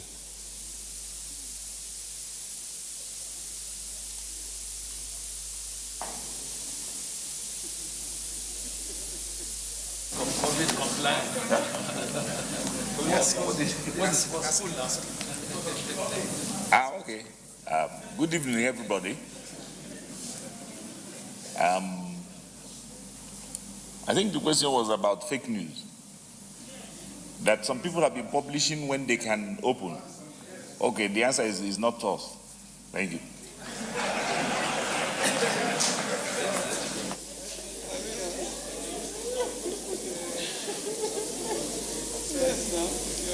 Okay, sorry. Okay, well, the fake ones are not our own. That's why they are fake. But that's the short answer. The long answer is that the ministry would not want to lead Nigerians into danger. So we are working with, that's the essence of us being in this committee in the first place. We want to be only able to open when it is safe to do so.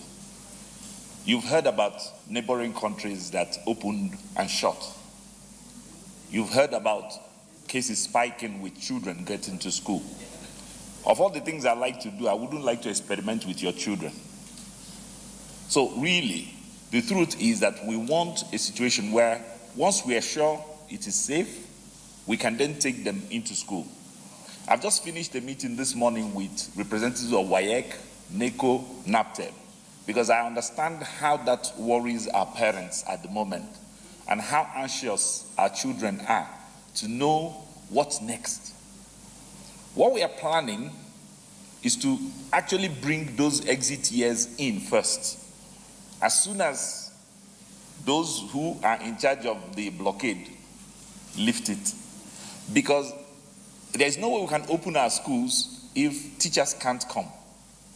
So we are looking at somewhere after when these interstate boundaries, lockdowns are lifted.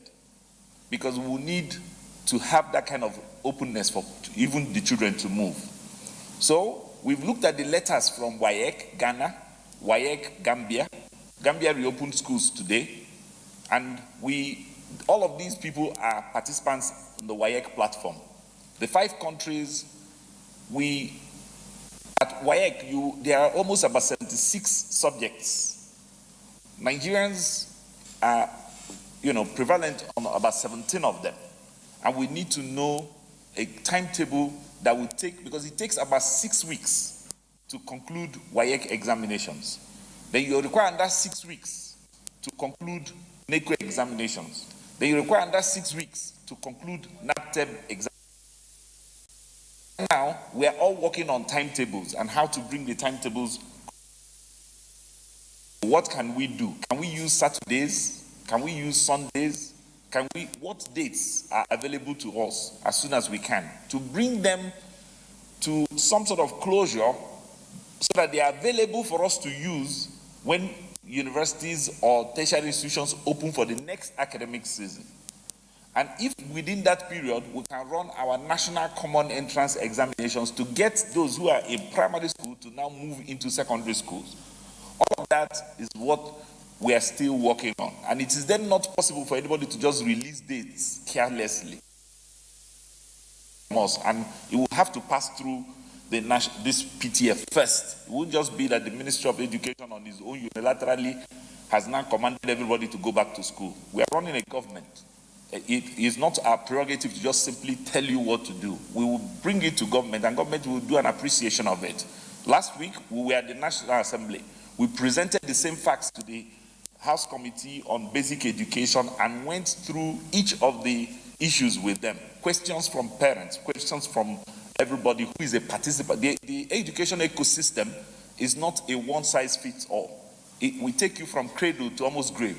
From by the time you come to 5 years, we're already in charge of you. We want to take you through until you're a professor emeritus. So this job is not just a regular one. It will require the experts telling us that we can ship our people out, or not ship them out and ship them in, but ship them out safely, tell our people we are now comfortable for you to do this, and then they start doing it, and we will feel the impact altogether. So please, I still apologize to our parents to please keep working for us at home, help us keep those children safe, keep them calm, because I know that's the biggest job right now. And if you have extra my and things, just give them so we can all be fine. Thank you very much. Thank you very much, Honorable Minister of State Education. I now call on the chairman of the PTF to respond to the questions posed to him. Members of the committee, distinguished ladies and gentlemen, I think the Honorable Minister of State Education forgot to tell you that that will be the new outlook as we return to school. But truly, it's a place we want to tread with caution because of the inherent danger. You can't stop the small kids from running into each other. They will continue to play because that is their nature. If children gather and they don't play, they don't mingle, they don't share fellowship, then they are not children. So there is an inherent danger at this moment. And the experiences abound all over the world. I was just reading this morning, I think, is it Israel, that opened and they have to close back all the schools. Oh, Korea was even a long time ago. Israel of recent. Why? Because both teachers and people were getting infected. And imagine a school of about 2,000 or 3,000 people. That would accelerate exponentially the number that you can get in that community, because all of these people are returning back homes. So they will be very prospective carriers back to their houses. And you cannot imagine the level of transmission that would take place. My visit to the National Reference Laboratory on Saturday was an eye-opener. I had a question that had to deal with mixture in samples or mix-up in samples as to posting results that do not reflect what is happening in those states. And truly, some of you were with us on Saturday during the visit. And Chukwe, I want to recommend in one of the free days, take the entire crew on a visit so that they can have a first-hand experience of the processes. The easiest part of this exercise is collecting the samples. By the time the samples arrive at the 30 different laboratories, then you commence the processes. First you disinfect them because they come in different shapes. And sometimes at the point of collections in the various states, the samples are not handled very well. So you first have to reorganize them. I saw it firsthand, contaminate it, take it in for processing and sorting out. They come manually because forms are filled in the different locations where the samples are being collected with the full details of the people that are being tested. That sorting has to take place. That identification has to be given for each of the samples before it is even transmitted where the entire processes will begin. So it's a very rigorous, tedious, and painstaking exercise. And that's why in my remarks this afternoon, I could not hold back but to commend the workers that I saw there. They will be standing on their feet for hours, decked in this PPE, very uncomfortable wear. We had the light one, but by the time we were within the premises, within the process of going around, after about 30 minutes, I started feeling uncomfortable, but that was the lightest of all the PPEs. So it's a very, very rigorous process. It's a very painstaking process. It's a very difficult process because at that point you need all the diligence. You need all the concentration to process that so that you don't mix up the samples. You do the proper sorting out, you do the extractions, you do the amplification, all manners of languages. And to my greatest surprise, it is not only COVID-19 that they are dealing with. They are dealing with different other things. They are dealing with Ebola, they are dealing with HIV, they are dealing with all manners of samples that have been brought from all across the nation. Even the distinction of these different samples is a lot of hard work. So few minor errors, obviously because of the analog system that we still practice. Our processes are not digitalized. We're still analog. We collect manually. We fill forms still with biro and paper. But as they transit, they begin to impute it into a system, cataloging it for the purposes of reference and putting them in their laptops and having them recorded as such. So even the sorting out.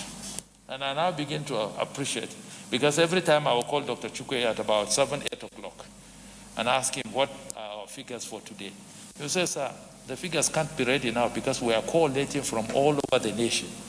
And once we collate it, we have to enter it into the system, double check, cross check, and first inform the states that these are your figures for today for validation before it is released. So take them on a tour so that they can have a feel of what I'm saying. That will help them better appreciate the level of work that is involved in these entire processes. So that when people complain that they took my sample yesterday and I've not gotten a result, you'll be able to explain to them that we've seen the value chain, we've seen the chain of processes, we've seen the amount of labor involved, and we can assure you that work is in process. You will get your result. Interstate travel. Amaka, you asked about interstate travel and people escaping from isolation. We do not have control over isolation centers. Isolation centers and treatment centers are under the purview of state governments. It is their responsibility to ensure that people who are in isolation center are kept under watch. And that's one of the reasons why we decided even upon the advice of the state governors, that interstate travel should still be prohibited, except for essential services. Because everybody is trying to protect his territory, to ensure that whatever I have within my state boundaries now, let me deal with it. I do not want other people to come and cede more of the infections. And let me have a control on the process. So my encouragement to the state governors is to ensure that they keep adequate security watch over the isolation and treatment centers. It's not only in Nigeria that people are escaping from isolation centers. It's a thing that has happened all over the world. I've seen it. People running away from isolation centers, especially people who are asymptomatic, who are not really sick. They are strong and well. And we should try as much as possible to keep them under watch and ensure that they are properly counseled. That's one of the reasons why in my speech this afternoon, I did speak about the mental health aspect of it, for people to be properly counseled, for people to be told that this is not a death sentence. Also, counseling should be extended even to their families. It comes with trauma. The very day you are told that you are COVID, we all took the test, and I know how eagerly we had sleepless nights waiting for the results of the test. Everybody with his heart panting. Because you don't know what would come. And it's really, it's human nature. So you need a lot of counseling, you need a lot of persuasion, you need to talk to the people to assure them that yes, if you become positive, it's not the end of life, it's not a death sentence. So many people have been positive, they have recovered from it. We will visit Gwagwalada. As a matter of fact, a lot of the members of the committee have. I have not because of the enormity of other responsibilities. But we went to Lagos. We visited the facilities in Lagos. We had cause to get to the border of where patients were being kept. Because it's a highly classified area in terms of where you can proceed and where you cannot go beyond, except if you are properly kitted for that. And remember that day they were waving us from the window, we greeted them, we encouraged them. So we'll do the same with the Gwagwalada facility to see for ourselves what is available in terms of ventilators, in terms of equipment, and to ensure that if these things are not all there, we will see what we will do to provide for it. I'm glad Dr. Chikwe has addressed the issue of Abia in terms of where did the numbers come from. If you don't look, you will not find. So the government and the people of Abia have decided to own the process and drive and ramp up their searching and their testing. I was just doing a simple arithmetic of about 70,000 plus of the number of tests that we have conducted. When I looked at the 5 southeastern states, they accounted for just 1,625 as of 1st of June. 1,625 as of 1st of June. That number is an indication of under-testing. And it's a message that should go out to all the states. Don't under-test. Because when it will blow on you, you will get overwhelmed. So begin to search now and test so that you know what eventually might come your way and you begin to prepare for it. For all the states that have not been ramping up their tests, my advice to them is ramp up your tests, test and test and test. If you do not find, thank God for it. But begin to prepare as if you already have. So that when it eventually comes, you won't be taken by surprise. Thank you.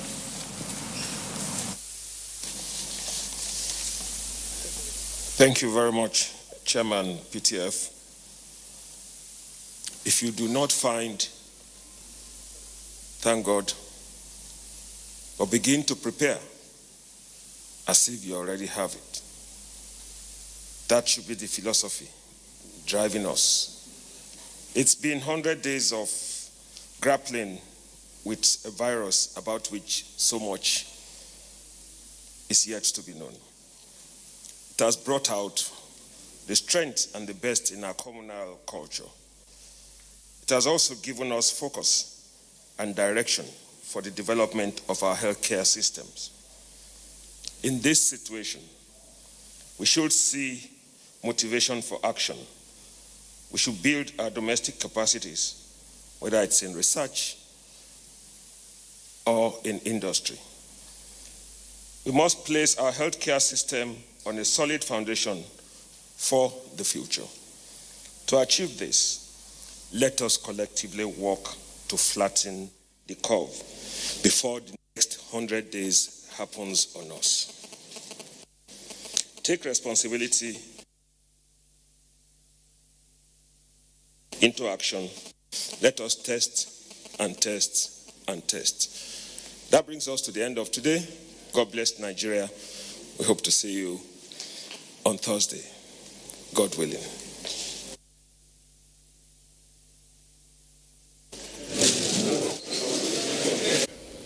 The presidential daily briefing just ended.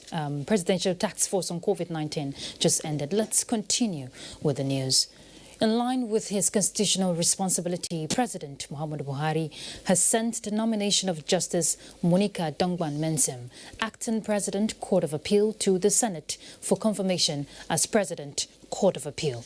In a statement by Garba Shehu, Senior Special Assistant to the President on Media and Publicity, said Justice Dongban Mensem is a serving justice of the Court of Appeal and was recommended as it is the practice by the National Judicial Council for the nomination by the President.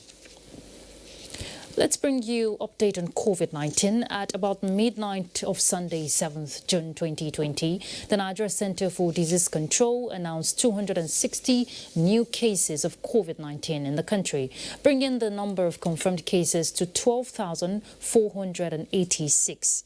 Of the 260 new cases, Abia State recorded the highest with 67 cases, followed by the FCT with 40 cases.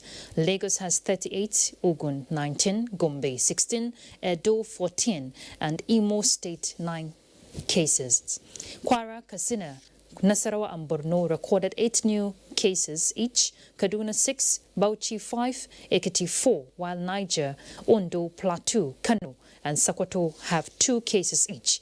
Lagos still tops the COVID-19 chart with 5,767 cases, followed by Kano with 999 cases, and the FCT trailing Kano closely with 952 cases. 3,959 patients who recovered have been discharged, with 354 deaths recorded so far.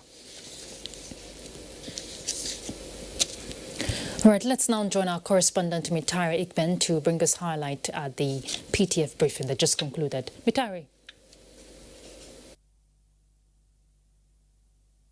Ruth, the Presidential Task Force on COVID-19 at today's briefing reviewed 100 days of the national response to the pandemic after the first index case in Nigeria was confirmed on February 27th, 2020.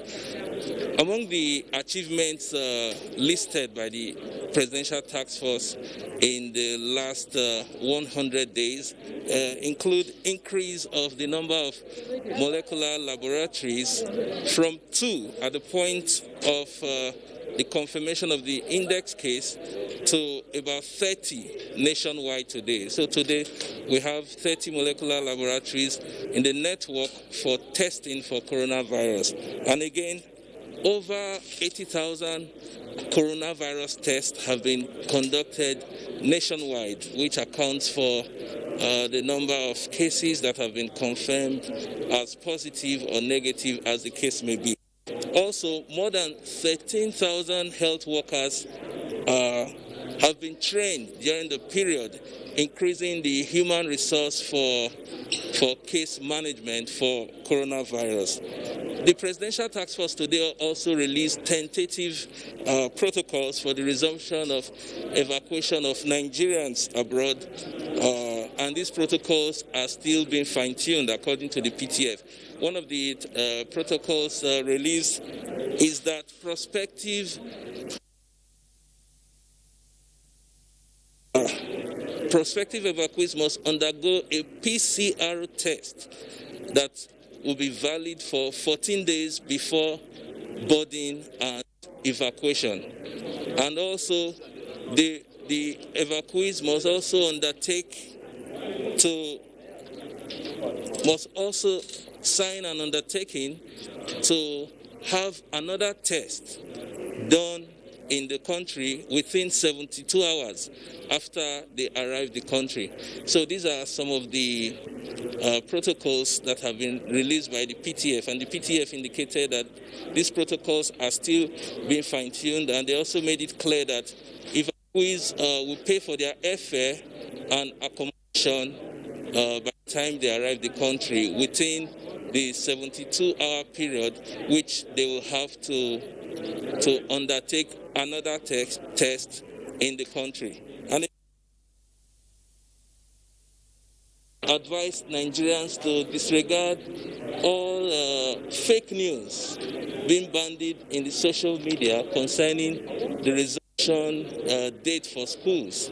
It's the Minister of State for Education says consultations are ongoing with stakeholders in the education sector, and that no date has been.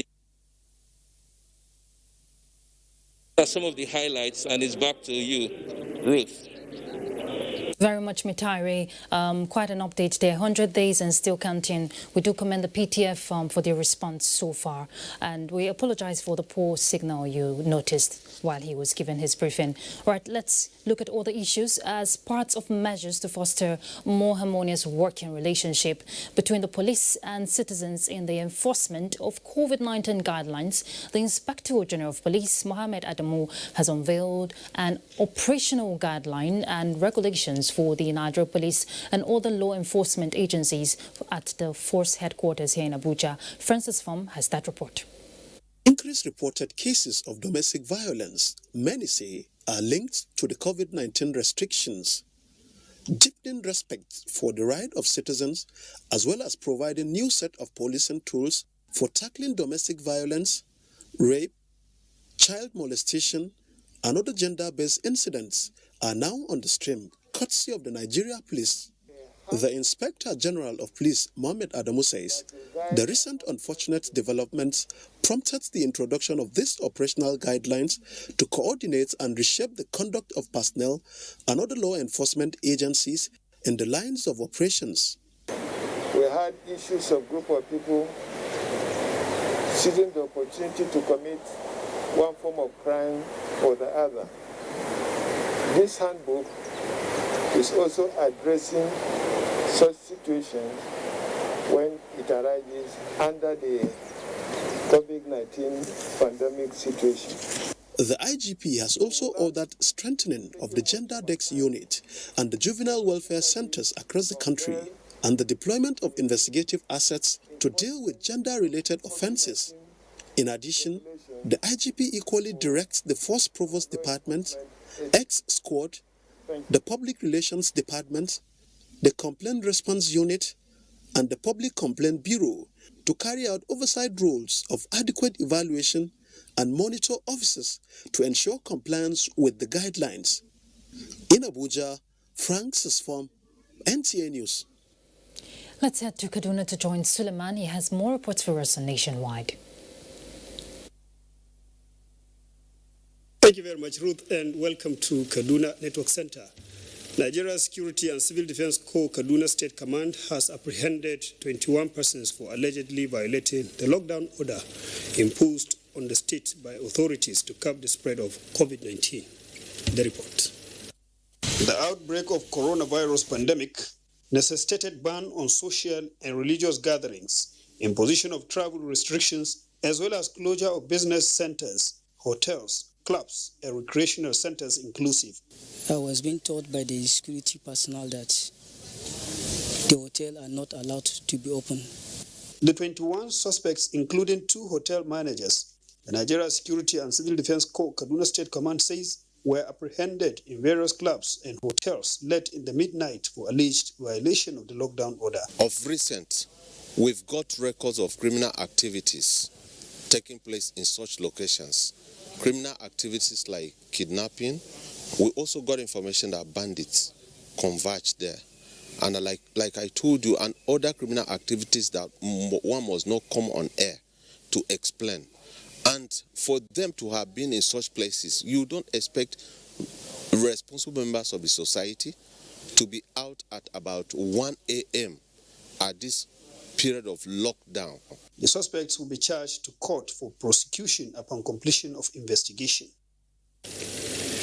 And if there is anything that has attracted global attention in recent times, it is the novel coronavirus pandemic, which is taking its toll on the social and economic lives of the entire world. It respects no status, race, or borders, and has no non-cure. Achari Maxwell visited a rural settlement at the outskirts of Kaduna metropolis and brings back this report. A few minutes drive from Kaduna city center is this village, Tanhunu. A typical Fulani settlement. The men have gone out with the cows in search of greener pasture, leaving behind the weak, the women, and the little kids. Here, the residents are not unmindful of the dreaded coronavirus pandemic. So, even with a single well serving the village, adherence to COVID-19 safety protocols remains topmost. We are obeying the lockdown order. For Adama Suleiman and the rest at home, their lives have been altered on the account of COVID-19 lockdown. No more sales of dairy products to support the men who fend for the family. We'll do our best and leave the rest to God. We wash our hands regularly, and we also teach our children how to wash their hands too. The war against COVID-19 is on globally, and Adama Suleiman, like other residents of Tanhunu, remain prayerful that the coronavirus will soon be defeated and normal life will resume. In Kaduna, Achari Maxwell, NTA News. Thank you, Achari. Ruth, take it away from here. Thanks, Suleiman. All right, let's look at more issues from this end. Earlier, we tried to connect with our guest via Zoom to talk about World Ocean Day. We know it's today and what role it plays in our everyday life. Well, we have him now via telephone, Dr. Victor Fodeke. Thank you very much for joining us, Dr. Fodeke. It's my pleasure. All right, now he is the former technical advisor, Climate Change, African Union, Addis Ababa. But let me start this way. Now, this year's theme is Innovation for a Sustainable Ocean. What can you tell us? Is there any link with the Sustainable Development Goals?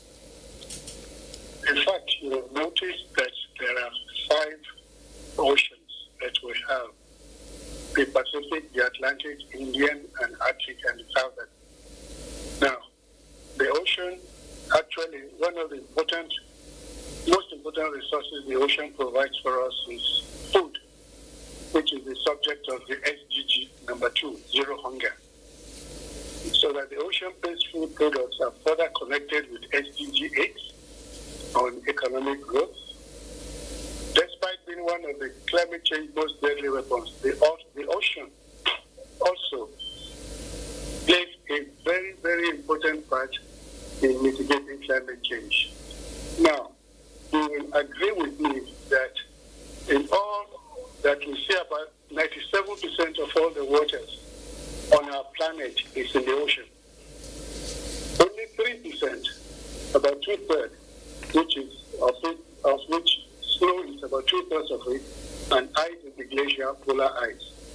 So you can see that we are surrounded by the ocean with us. The liquid and the solid water covers roughly 3/4 of the Earth's surface. 29% of the Earth's surface is above the sea level. Now, looking at this, the ocean-based food products are further connected to the SDG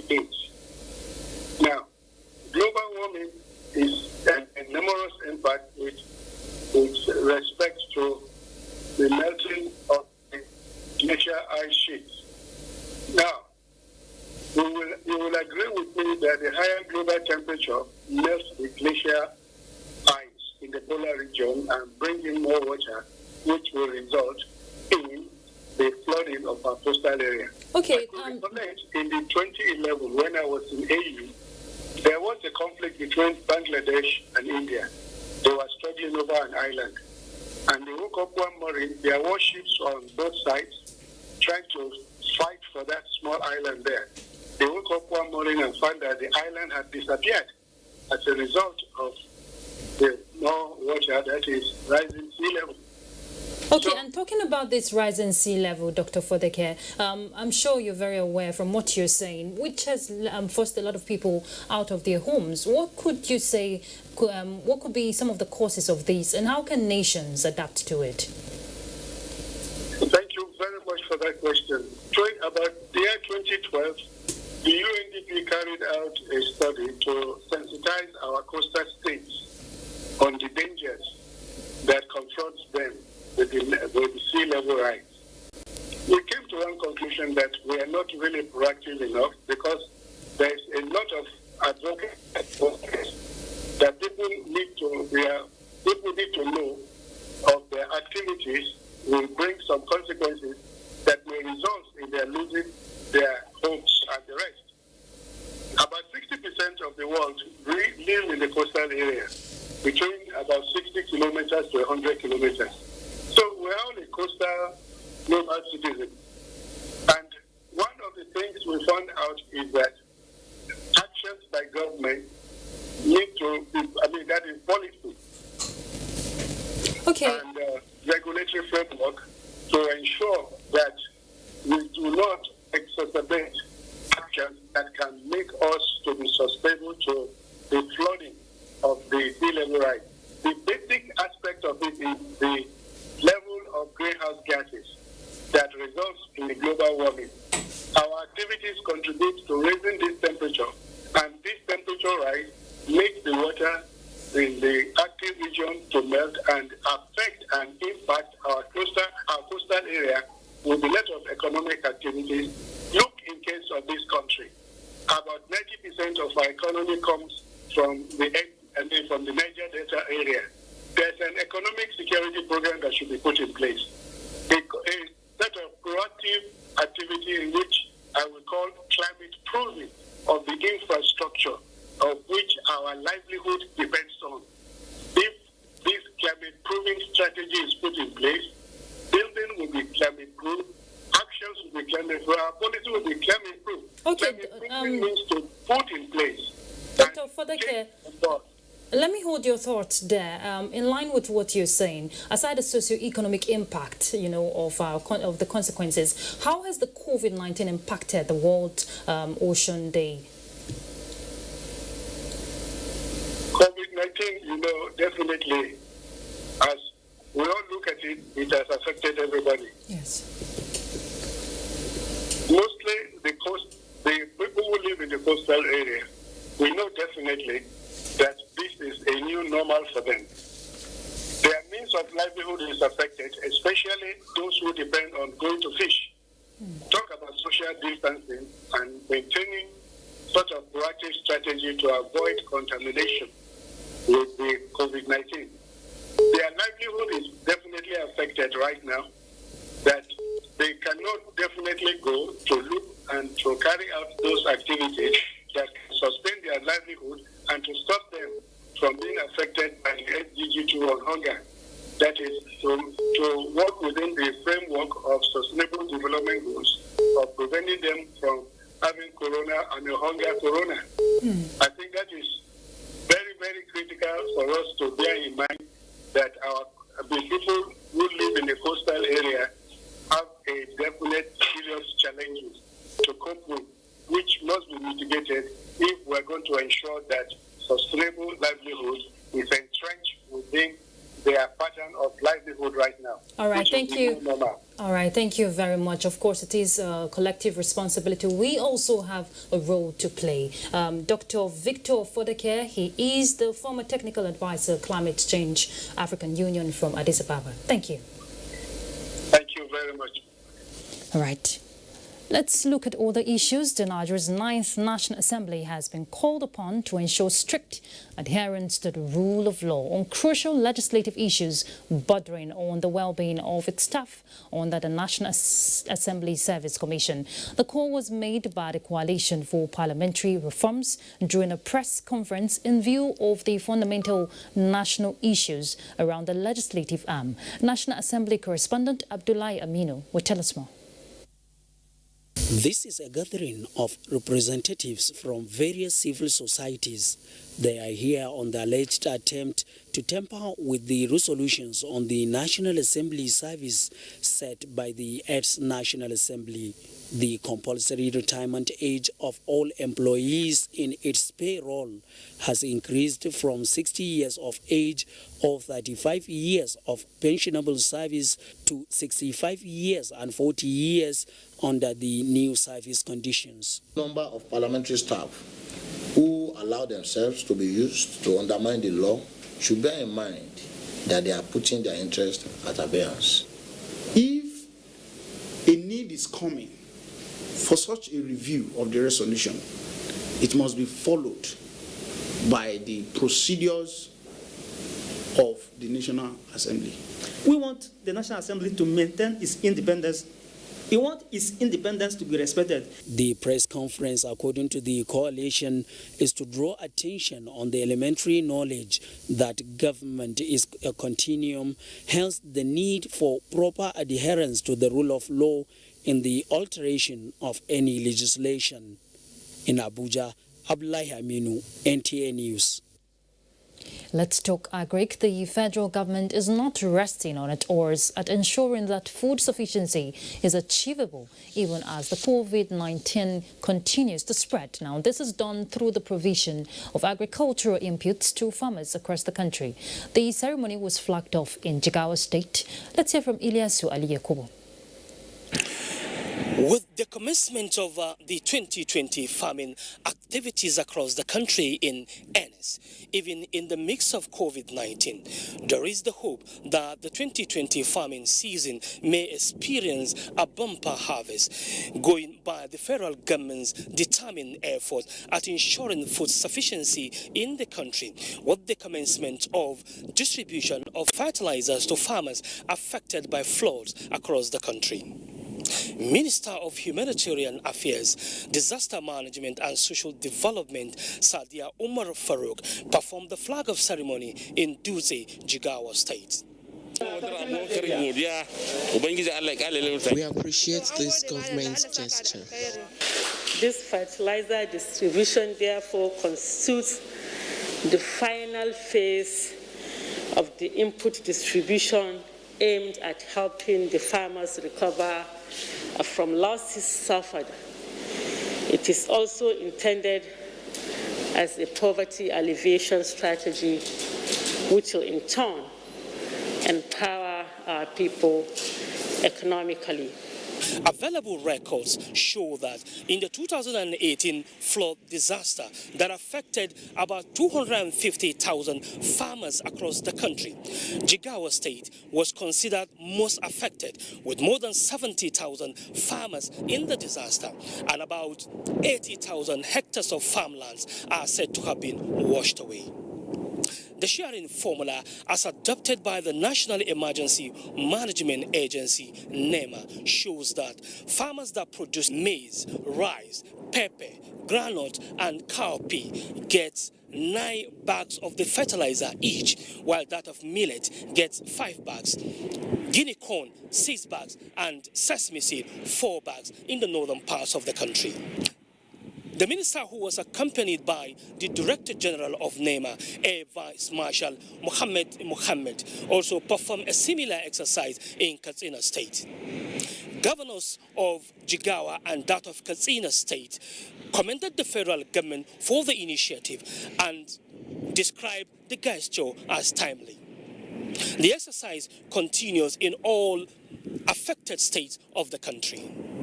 From Duze in Jigawa State, Ilyasu Ali Yakubu, NTA News. Thank you, Ilyasu, for that. And from Jigawa State, we're going to Port Harcourt to join Debabari for more reports. Welcome to Port Harcourt. The River State Cassava Processing Company will soon be operational with the capacity to create over 4,000 jobs. Ogediek reports that the governor made this known after inspecting the cassava processing plant at Afam, Oyibo local government area of the state. In pursuance of his vision to diversify the state's economy through agriculture and create jobs for its teeming youths, Governor Wike has taken the initiative to complete the abandoned state cassava processing company. One thing that is important about this project is that, one, that is going to buy off all the cassava from the local farmers. Governor Wike said 70% of the project's equity is owned by the state government in partnership with Shell Petroleum Development Company, SPDC of Nigeria. Managing Director of the River State Cassava Processing Company, Ruben Jensen, noted that the cassava processing plant, when completed, will provide an enabling environment for smallholder farmers and increase their revenue base. It will give a fair opportunity for the farmers in River State to sell their crops to industrial outlets and also make sure that we set the pace for the industrialization of the area. Mr. Jensen commended the state governor for embarking on the project, which he described as the first of its kind in sub-Saharan Africa. In Port Harcourt, Ogediek, NTA News. Concerned about the alarming cases of rape in Nigeria, residents in Calabar, Cross River State, under the urges of Calabar Against Rape movement, took to the streets to campaign against the girl-child sexual molestation and other harmful practices meted out against the female gender. Arit Ndem reports. With the increasing rate of rape in Nigeria, including Cross River State, some group of persons in Calabar took to the street to condemn the act, create awareness on the need for everyone to add voices against rape in the society. The campaign is geared towards advocating a political will and implementing same to check abuses of rape on the girl child who needs to be protected and granted freedom of expression. Of rape is the rapist and is the only cause. Consent is compulsory. It's time to break the bro code. You see rape, you report rape. No, it's a complete sentence. Calabar against rape! Calabar against rape! 1 month ago, a man of 70-something years raped a 3-year-old child. Why? This is wrong. I don't know why they should be doing that. So the government should do something about it, please. Anyone that's caught in this action, in fact, should be killed. The group also urged the government to put up more stringent measures that will help promote investigation of rape cases in Calabar. At Ndem, NTA News. Dry season this year has stretched longer than usual with only intermittent rains. Residents of Yanagua, the Bayelsa capital, are calling on the state government to utilize the period to reconstruct some internal roads that are in disrepair. Ebinimis Ditimoyola reports. The construction of good road network for easy human and vehicular movement is a core component of towns and cities, of which Yanagwa, the Bayelsa state capital, cannot be left out. 24 years of its creation, Yanagwa, the Bayelsa state capital, observers believe is yet to wear the look of a state capital, particularly in the area of good road network. We are only appealing to the state government to see that they should work on this road. About how many years now, this PDP road, they worry us well. I park my keke at the PDP filling station there. The road is very bad. The government help us do the road gallop too much, so that at least things go to move on. The rainy season now, almost now we use for here. They also emphasize the need for government to construct good drainage system, unlike the shallow and narrow ones that do not allow for free flow of water that have contributed to the fast deterioration of many roads in the state capital. In Yanagwa, Ebinimi Zitimiola, NTA News. And as our beat from here is back to route for the rest of the news. Good evening. Thanks, Tibabari. With more than 90 transmission projects completed or ongoing since 2016, stakeholders have continued to applaud the federal government's interventions in improving electricity consumption and repositioning the power sector in the last 5 years. Guests on NTA's Good Morning Nigeria advocated a common vision across the power value chain and effective coordination of critical players in the sector for greater service delivery. Lydia Sampson reports.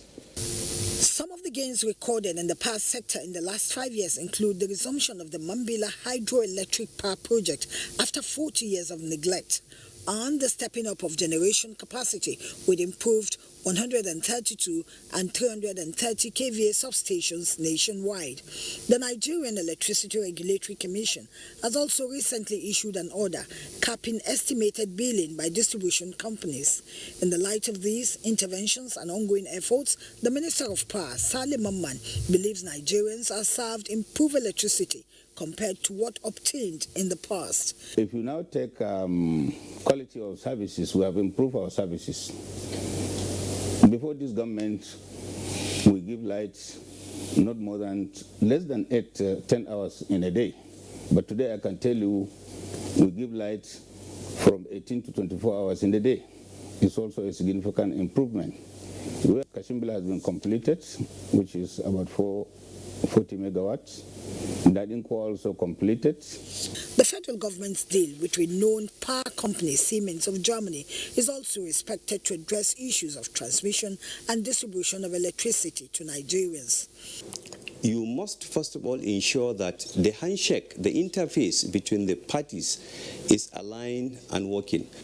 It's such that you are able now to ensure that you have a company like Siemens with very high track record coming in to ensure that those interface issues that don't allow power that is generated to get into the transmission system and then move on into distribution systems are handled. Some solutions were proffered for utilizing generation capacity in this sector. And they signed it with the IOCs that see at any time T, this quantity has to be supplied to the domestic. Outside this domestic quantity, the rest, you're free to export it. The same thing needs to come to the power sector. That is the solution to this excess capacity as opposed to utilization.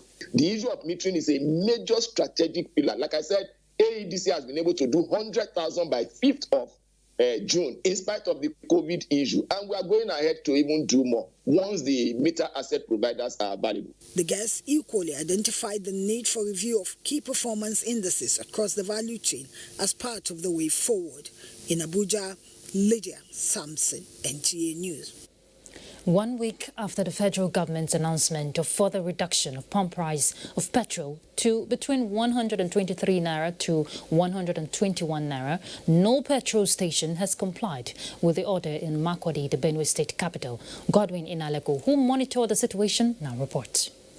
The Petroleum Product Regulatory Agency announced last week that both major and independent marketers are to comply with the new pump price and dispense the product within the price range of 121 naira 50 kobo and 123 naira 50 kobo per litre. However, this is not the situation in Makurdi, as all the petrol stations in the town are still selling petrol at the rate of 125 naira and 123 naira 50 kobo per litre. It depends how we buy from them. That's what we normally sell. Maybe they, like NMPC are selling 121 from us, 121.50. But you can't allow us to sell that 121.50 that we are buying from them. Motorists expressed worry over the non-implementation of the directive by the federal government, which is expected to take effect from the 1st of June 2020.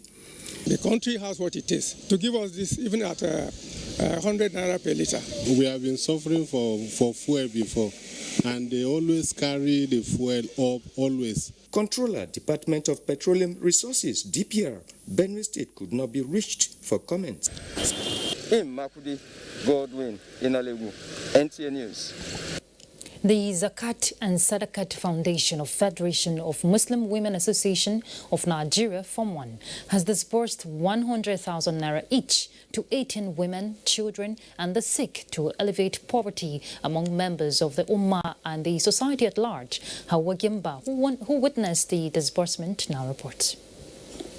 Efforts to redistribute zakat and sadaqat wealth from the rich to the poor.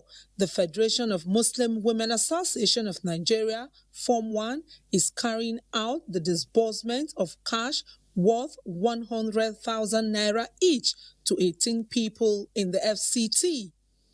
Among beneficiaries are widows, orphans, the sick and the needy. President FCT Form 1, Bola Usman, says zakat and sadaqat are acts of giving, which is one of the obligations Muslims must observe to help in supporting the needy in the society. Zakat should be given out at the right time, as far as we are praying at the right time. It is raising the consciousness of Muslims that zakat is necessary, zakat is an obligation, zakat is what we need that can bind the poor and the rich together. Some of the committee members of Zakat and Sadaqat Foundation of Form 1 say with the coronavirus pandemic ravaging the world, the intervention is rife to help lift the spirit of those in